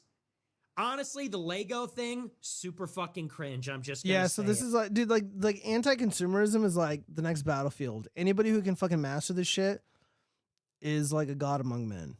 I'm not even kidding. You're a master of the universe if you are not consumed by Giovanni. consumerism. What? Everything around us today is by definition consumerism. No, but there's like Your motorcycle, the headphones you're wearing, Shut the your screen you're fucking looking whore at, mouth. the phone, Shut your the phone fucking that you whore mouth. use every single day, all that shit. Look, it sounds like you're Consumerism. coping. It sounds like you're I'm not coping, coping. and it sounds like you got a fucking mouthful of blue pills and you're just about to gobble them up. Nope. Yeah. No. Nope. Like, but It's a slippery slope of cringe. That's all that is. no, no, you're 100% coping. Like No, my it's tools, moving. It's moving the goalposts every inch to where it's like, I don't like something, I'm gonna complain about it, and then it's like, move it a little bit this way, move it a little bit this way. Because it's like, sure, can we all get around FunkoPOP being cringe? Absolutely. And then now it's like, oh, now we got to throw Lego under the bus. Now we got to throw this under the bus. Now we got to throw this under the bus. Until what? Nothing? Well, no, like We all have motorcycles. yeah, dude, And riding we all have motorcycles is Las fucking Vegas shaped badass. dildos. Like, is that what we're stuck with? Yeah, pretty much. Look, dude, Okay. like I use these headphones and I use this $700 microphone to communicate with people because I'm a public intellectual. I use it to create art and do songs and shit. And it's not, and it's for people to like engage with ideas and stuff. It's not just like being mind fucked by cheap Chinese junk, you know? Like there's meaning. It's meaningful. Like you've been in my house. I don't have fucking toys and shit all over the place. And the puppets don't You count. got a safe full of them. They're guns. They're not toys. There's no toys in there. Those are toys. Those are toys. Firearms is a way of life, not toys. They're a toy. Okay, dude, you're coping so hard. All right, hold on. What's No, going on in the you're chat? coping. No, you're coping. Hold on one second. What's going on in the chat here? What felt off was the train of the boys. Why did you bring that up? Does it bother you? I don't know what you mean. Zombie, the only thing Giovanni wants bothering him is the boys around his bum. That is, I don't know what you mean by that. These is wrong. Okay. Well, anyways, Nick Fuentes is right in base. All right, here, let's play this really quick. With her online, and we bonded over our shared love of food. She mentioned not having gone to any good restaurants in town and was tired of places like Kelsey's or Lone Star, so I decided to take her to a really nice place in town as I had just gotten my tax returns and could afford a $200 meal. During the day, she talked with me and was engaged right up to when she ordered her food, an appetizer, wine, dinner, a second dinner for lunch the next day, and dessert. After her order was placed, she took out her phone and spent the next 20 minutes just browsing Instagram while I tried to talk with her. I excused myself to the bathroom and instead talked to the waitress, got her to cancel my meal and dessert, only had my appetizer at that point, split the bill, and paid with a 20% tip for the whole thing would have been as it wasn't fair for the waitress to lose out her tip. My phone blew up about 5 minutes later when the waitress told her what was up. See, the funny thing is, I have no problem paying for a date, even if there isn't a spark, if my date at least is engaging and respectful. But being used for a free meal? No F that. There are more deserving people with less in the world that I'd rather give back to. What made you? Yeah, so this is a very rare male W. If you're on a date with somebody and they are on their phone the entire time, just leave. If you can escape, just fucking leave. Walk away. It's not worth your time. And also the food thing, absolutely. It's really rare when you see a man with a set of balls. Because most dudes will just simp out and they'll pay because they put the pussy on the pedestal and they expect something later on. So he said, "Fuck that," and he bounced. Cheese, have you ever been put in that situation where you had to walk away from a woman who was clearly taking advantage of you? I always do 50-50 on dates. It's not a bad idea. I actually got into a debate with some people that I met. Like, there's the rules of engagement for dating have changed, in my opinion. Like for example, It's warfare. Pretty much. If let's say I'm out, I'm at my favorite wine joint and I'm by myself, I'm writing or something on my tablet, and I meet a nice girl there, And I'm like, you know what? Like, I'm not gonna be here that much longer. And I get her number. I'm like, can I take you out to dinner sometime? If it's like organic and it's all, you know, like real world shit, and I invite her out, I'll be more than happy to pay. Fuck. My shit crashed. God damn it, dude. Why is my shit chimping out like this? Cheese, are you there? Can you hear me? I sure am. Let me get my thing back up. So anyways, however, the exception to like, hold on, where's my window projector? Here it is. I wonder why my shit's like freaking out like that. I blame the mixer. It's the mixer's fault, I'm sure. Anyways, Totally. yeah. So the only exception to that is like if I'm like on Tinder and like I match with somebody, it's like, yeah, dude, it's got to be 50-50 because I'm talking to like 10 people and that woman is talking to like 10 people. So I'm just not really interested in fucking paying for something when she's going out on fucking dates every single night, getting free shit. So it's got to, no. Cheese, not these. Consumerism is pointless. Purchasing of low quality crap. I have never paid for a woman on a date. All right, Marks. Oh no. I don't know how I feel about that. All right, so we only got like a couple more of these, and then we're done. What? What are you screaming about? Boo! Chaz is in here. You don't hear him? Boo! Oh, what the fuck? No, dude, I didn't hear the fucking sound that. Oh, I know why. The fucking streamer mode is enabled. That's why it's fucking up. Hold up. How do I disable this fucking garbage? Give me 1 second. Dude, there should just be a purple banner, and you should just be able to disable Yeah, it. but I want to set it. I want to set it up to where like it'll never ever fucking come up ever again. Fair. Oh, there's a setting with that. Yeah, where? I'm looking for So Gio, while you're fucking around with that, I just want to say, it's late. We're all about to go to bed. You said you're about to end it. The Wagey simulator is out, right? Like you get to play as an office boss. So sometime this weekend, right? I want to do like my big, hey, we hit a 5K milestone kind of stream, right? Like all day thing. So if you're free on Sunday, like, are you free like sometime Saturday? I should be free. As of right now, I have no plans.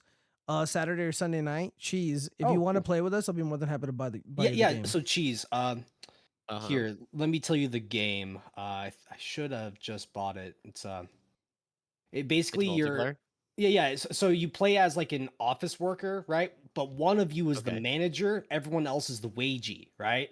And I haven't actually played it yet, but it's like I think you have to sniff out who the wageys are or some shit. It seems like a lot of fun. Just calling it Wagey Simulator, right? But okay.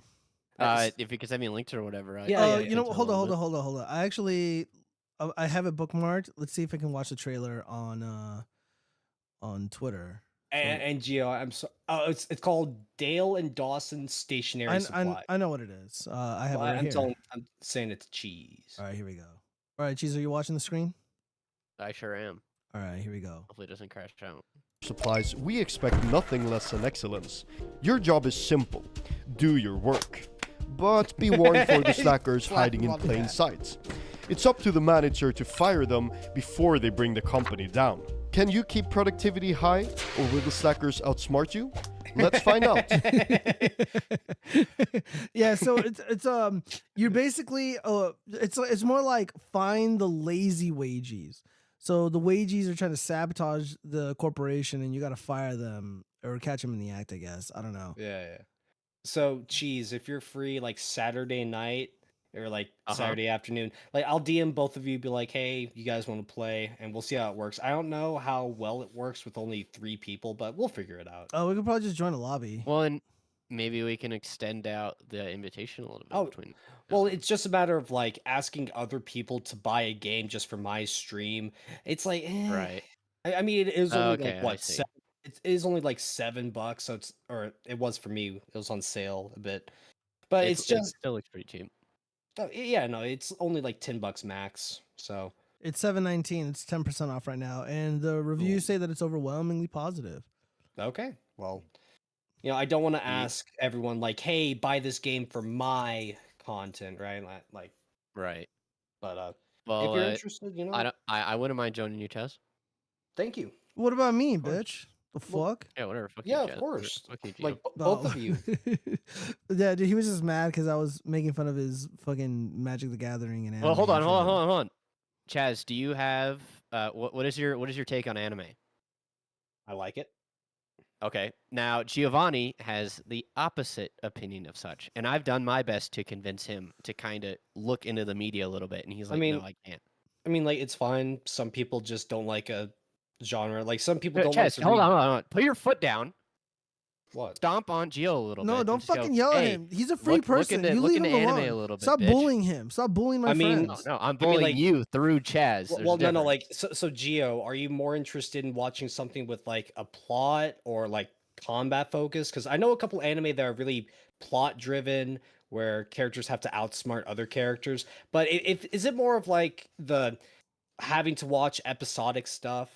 I don't know if that's really the case. The way that I was explaining it to Cheese was like, I don't know what it is about anime in general, but it's like really, really difficult for me to like it or engage with it or enjoy it. And like for whatever reason, like my body just has an aversion to this form of media.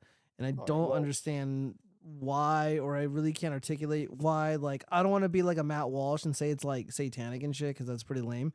But I don't know. I like, mean, it's if you, just if you something don't about like it. something, you don't like something, right? It's like eating, a food you don't like. Some people just don't like green beans and shit. Can't really explain it. And that's They're the just thing, is that you develop that taste for not liking those things because you tried them. Well, Giovanni hasn't tried them. Well, Cheese, it's also like there are some foods that I've never tried that I have no interest in trying to begin with, right? Yeah. Like beans. I Yeah. don't like the aesthetic of beans. I don't like the idea of eating them, right? I don't Yeah. like eat beans every now and then just to make sure I still don't like them. I just Well, but you're not a verbal, vocal hater. Oh no, of fuck beans. No, like Okay. Mexican beans, Chinese beans, fucking bean bags. Fuck that shit. Yeah, black beans, get them all out of here. White beans, get that Yeah. shit out. Okay, but so Gio, I didn't want to derail your show. I know No, you're trying to. no, wrap we're it about up. to wrap up soon. I mean, we got like one or two more like 304 cringe videos, and then we got some surprise cringe. Ooh, okay. Yeah, so we're almost there. Hold up. Let's just wrap this up. Eating. So I left with everything and cut all contact. I was in a relationship that would have been 7 years strong on the 31st. We never went anywhere fancy for our anniversary before. We always joked about waiting 8 years before getting engaged and 10 years to get married. Keeping secrets isn't my strong suit, but this time I was doing really well with it. I even booked a room on the beach and was planning a trip to propose there a year early. A couple of weeks ago, she chatted with my mom about us tying the knot, and I thought she was on the same page as me.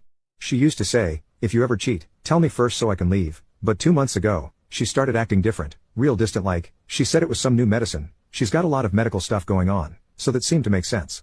Then came Friday night, she went to bed without saying anything, which was totally not like her. I was left there, browsing Reddit, and I saw it. 7 of the top 35 posts were about cheating from different subs. It hit me like a ton of bricks. I went to go to bed and noticed her phone wasn't tucked under her pillow like usual. I hadn't snooped through her phone before, but something told me I had to know. I looked and found nothing at first, felt guilty even, but then I saw an archive tag in her texts. Then, I saw it all. She was too scared to send a bikini pic to me, but here she was doing stuff on video for some other guy. She was too scared to send a bikini pic to me, but here she was doing stuff on video for some other guy. The messages back and forth were like cheesy lines from a bad adult film, and they were from her. I didn't know this dude, didn't know if or when they had met up, but that didn't matter at that moment. They had plans, and my heart was in pieces. I woke her up, showed her what I found, and walked out. Next morning, she gave me this lame, non-apology about doing things that were unhealthy for her. That was the final straw. I knew I was done. I didn't yell. I didn't call her names. I just knew I had to act fast.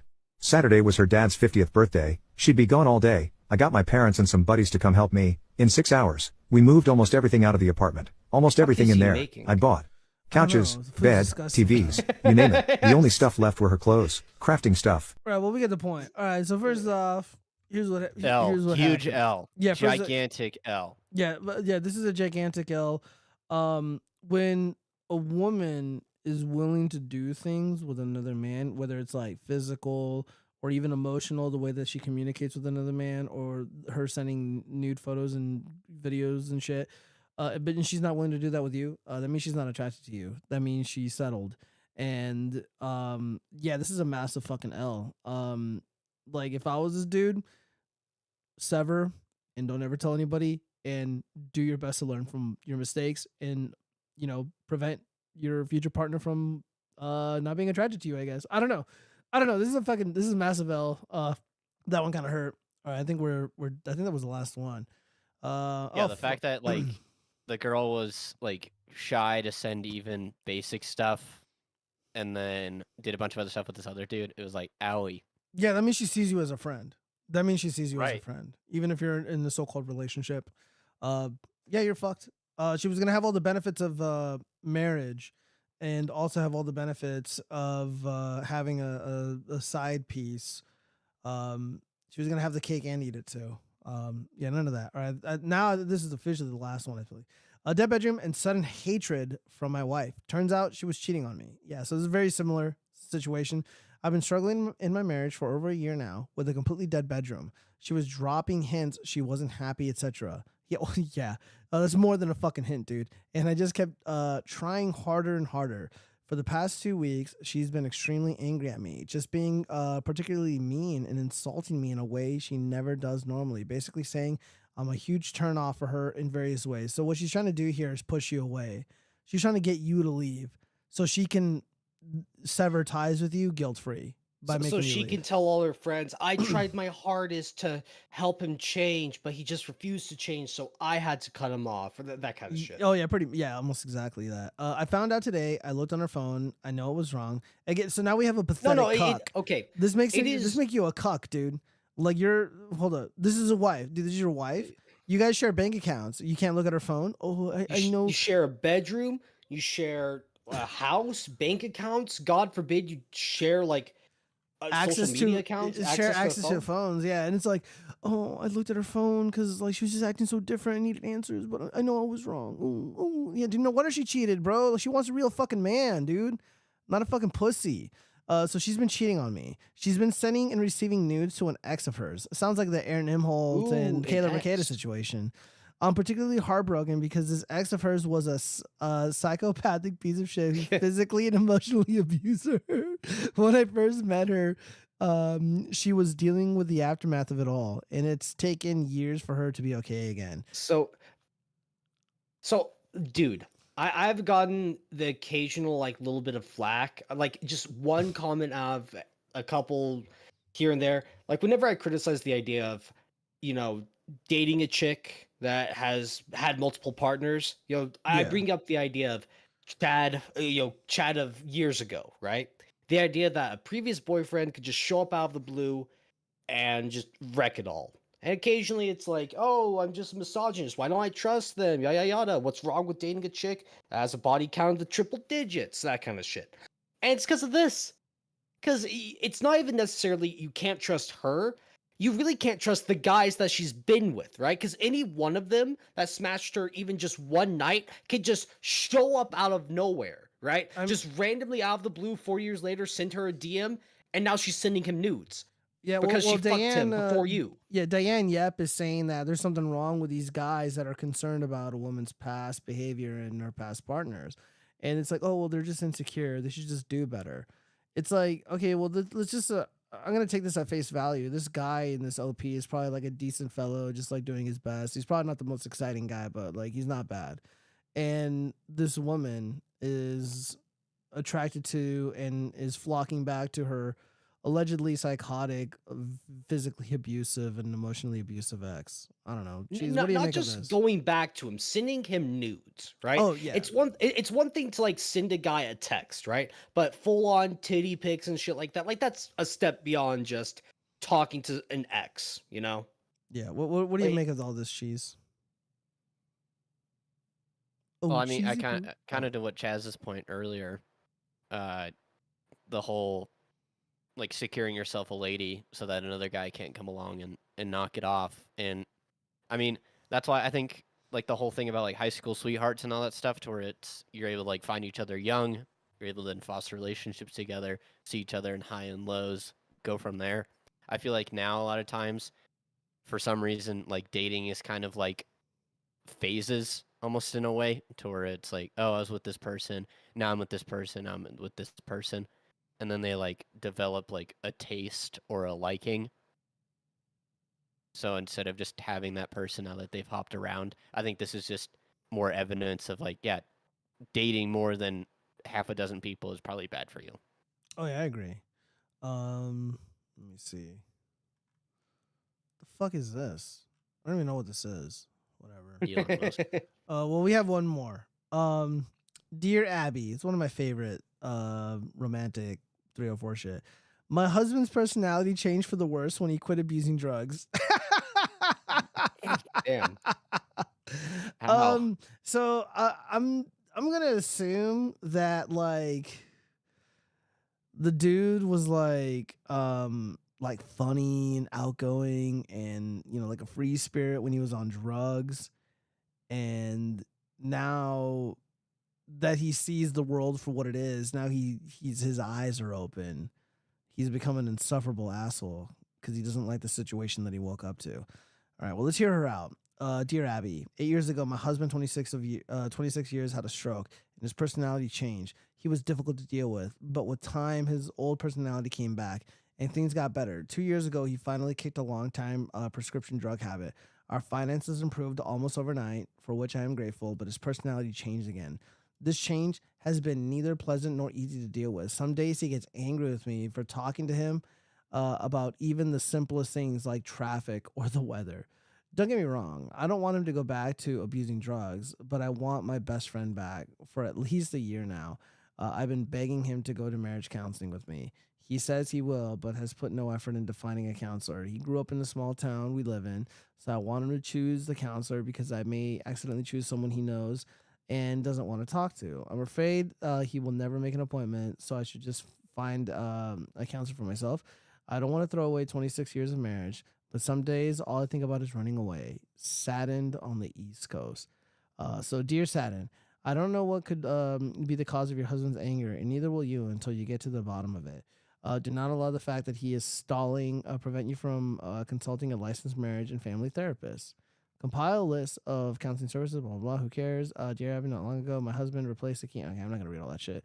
So yeah, this seems a little bit more complex than I would have imagined. So the story sucked.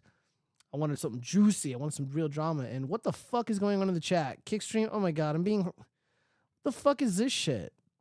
Join Rabbi's Discord? Fuck your Discord. Okay, my chat is completely drug maxed. No, I am against drug maxing.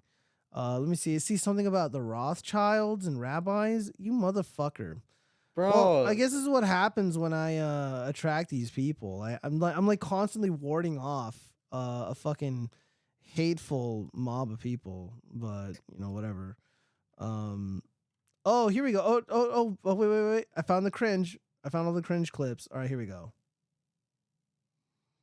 Question. Do you have to show so much of your chest just to prove that you have a chest? Or is that just you drunk and just being hot? Dog, the fucking Texas was on a spot. It's just hot. Bro, shut the fuck up. Is that your response? You're gonna come on stage here. You gotta come up with something better than that. You gotta be snappy. You know what? You gotta be better. You're talking shit about Jesus Christ. Shut the fuck up, dog. I don't give a fuck who you are. Oh, you're super religious. You're that guy. You're gonna hate this shit. Alright, so, you guys know that Paul was the first person to say the word holy shit? Yeah, it was the first thing he said when he walked in on the Immaculate Conception. Because you know what the Immaculate Conception was, right? Hey, I'm so sorry. No, you're good, you're good. No, you're good. It's not you, man, you're good. Yeah, kick streamer John Tent, 117, got triggered by a stand-up comedian and left the venue. So I guess this is supposed to be like an own on the guy streaming, but dude, that so-called comedian was not funny. Like nothing he said was hilarious. Like he was mocking this dude's attire because he wears like a deep V-neck and he shows his chest. Okay, cool. Yeah, it's not a V-neck. He literally has his shirt unbuttoned. Oh yeah, you know what I mean. It looks like a V-neck. Yeah, so the shirt's like overly or dramatically. Is that what girls wear? No. Why would they? I thought girls wore V-necks. Both men and women wear V-necks. Like a lot of hipsters wear like deep V-necks. So they just dress like women. What the no? Shut the fuck up, Cheese. You're about to start a fight again. All right. Well, we got some more surprise cringe. Oh shit, this one actually reminded me of you, Cheese. I don't know. I feel like this is something that you would do. Yes, government of America, you've made a big mistake. You think you can take away our app? Well, we are the most powerful generation that there ever was. Already hear the we music. are Fuck Generation Z. We won't let TikTok fall. We will rise above it all. This is Cheese defending his anime. We will save TikTok. Time's running out. Can you hear the clock? Joe Biden, we are ready for war. You want us. Oh, this is hard to watch, now man. You want more. You got 40 minutes, 40 seconds left. Who's with me?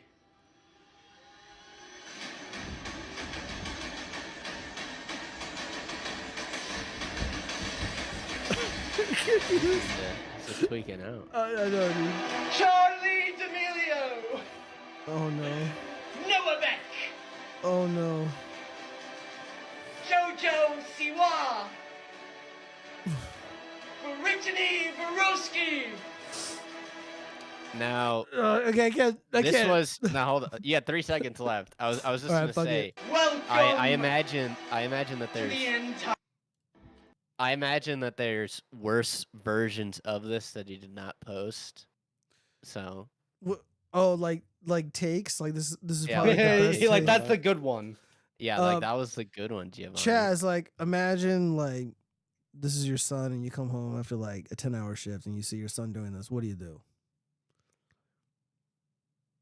I say we're going to the 24-hour gym right now. Like it doesn't matter how tired I am. You're like I'm not gonna lift for that night. He's gonna lift the fucking bar, right? Just get that shit out of his system. Yeah, I'm taking his phone away and parental controls or He's getting something. a haircut. Yeah. Next day, getting a haircut. Oh man. Wait, why'd you hold on? Why'd you think that reminded you of me? Can we talk about that? I don't know. I just You like heard the Marvel music and you're like, oh, this is cheese. Yeah, and he was just like so enthusiastically like defending his retarded TikTok app. Like I feel like this is how I just imagine you like enthusiastically like defending Marvel and anime, because you're so passionate about those. That's things. not just like defending Why are anime you is getting not mad an at L me? thing to do, Giovanni. Why are you getting mad at me, bro? I'm not getting mad at you. It's okay, bro. You think I'm screaming at you? Sounds like it. All right, I think we got like one more. Oh, this one's pretty bad. This one's really fucking bad. All right, here we go. I don't know. When you showed me. Much more happens at the DNC than what people see. Oh. And I just can't believe this happened to me at the DNC. Oh, I got Dick down at the DNC. Oh, dick down at the DNC. Yeah. yeah. Thank you for having us. It's been a real pleasure. I forgot. I haven't seen I that. was, Dude, I was like, wait, are they gonna talk about something like policy-wise or Kamala Harris-wise? No, they're just Like, talking about no? fucking. They're talking about getting Yeah, dick I was down. like, wait a minute. I mean, I'm not gonna lie. They had a pretty good, cadence with that, like "dick down at the DNC." Yeah, I was like, wait, hold on. Like, damn, this kind of is slaps. What? Like, damn, add like a beat to the back of that song, and damn, that's they should use that as a tagline, right? Yeah, Yeah, it sounds they it's should. like the next trap song. Getting dick down at the DNC. Dick down at the DNC. You know what? What's so That was funny about such this? a out of left field.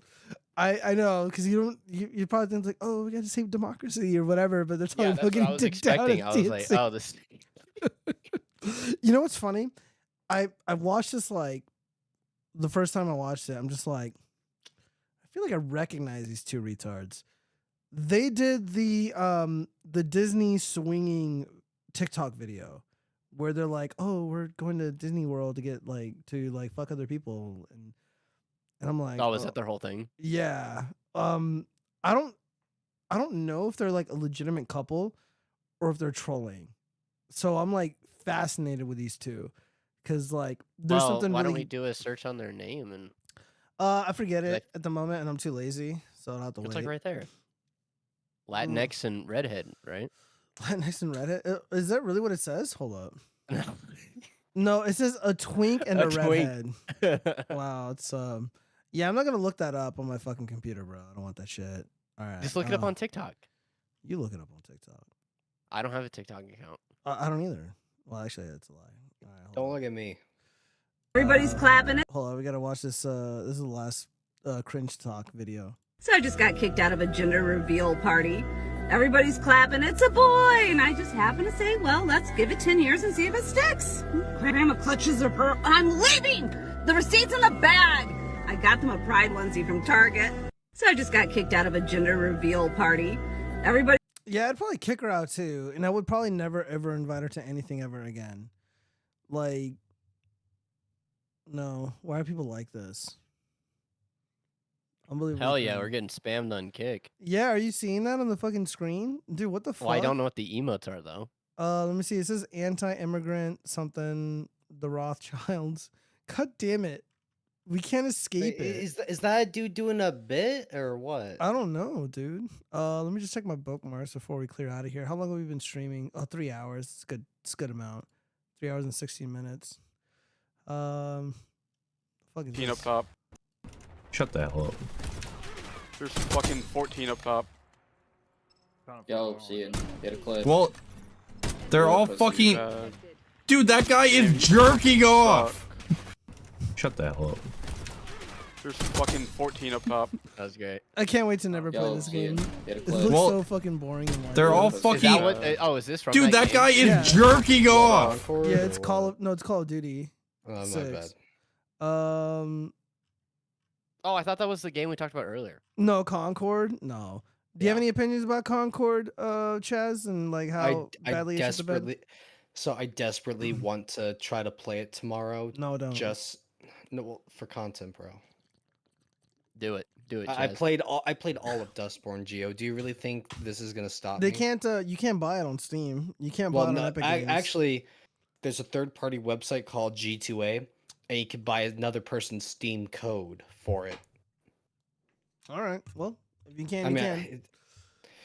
it's just one of those things where if I fucked around, streamed it for like 2 hours, it'd be good content, right? Bro, that game is not even worth. You know what? If you're gonna be playing it, bro, I would say make a standalone video, kind of like that Dustborn game, because that Dustborn game was fucking fire, bro. It was a really decent video. It was well edited, and people really enjoyed it. Like, I think you nailed it on the head. I mean, I did Like, the you need to best I make could. more. You need to make more content like that. People seem to enjoy it. It's hard, you know. I know it's hard, but like the good shit is harder to do. You know. Well, it's just like, what shit do I, make a video on, right? Like, it really sucks. I hate how Concord and Dustborn came out like at the same time, you know? Yeah, that is true. They're back to back essentially. Exactly. So I didn't really have. I had to pick between all of Dustborn, but I mean, I also got Dustborn for like free. So It's not too bad. Well, hopefully this Yeah, it's weekend not we too can bad. stream and play the Wagey KG simulator. Wagey Sim. Yeah, That's gonna be that'll a be lot fun. of fun. All right. Well, sorry that you had to join late, Cheese, but you didn't miss anything in the beginning. It was pretty smooth sailing. Yeah, if I were to join, I joined late. Yeah, you joined really late. Yeah, if I were to join the show without eating first, I would have probably bitten your head at the beginning. Yeah, no, I can understand that. And by the way, like I haven't streamed in like about a week, so I got to get my groove back. So yeah, we're back, and enjoy the music on the channel. And hopefully tomorrow I can continue filming and working on the fake crimes. Do we have an outro song? No, I should make one, shouldn't I? We should make one. Yeah, because I'm gonna be getting another additional Elgato Stream Deck with the knobs, the Elgato Stream Deck Plus, and the XLR dock. The Wave XLR dock is gonna like attach to the bottom, to the back of it, so it's like one unit and it looks really cool and sleek. So yeah, I'm just gonna have a lot more controls. So I might as well learn how to do a fucking outro. But for now, I don't really have one. So yeah, yeah. You guys have a good night. Yeah, everybody, thank Have you a so good much night. for joining, and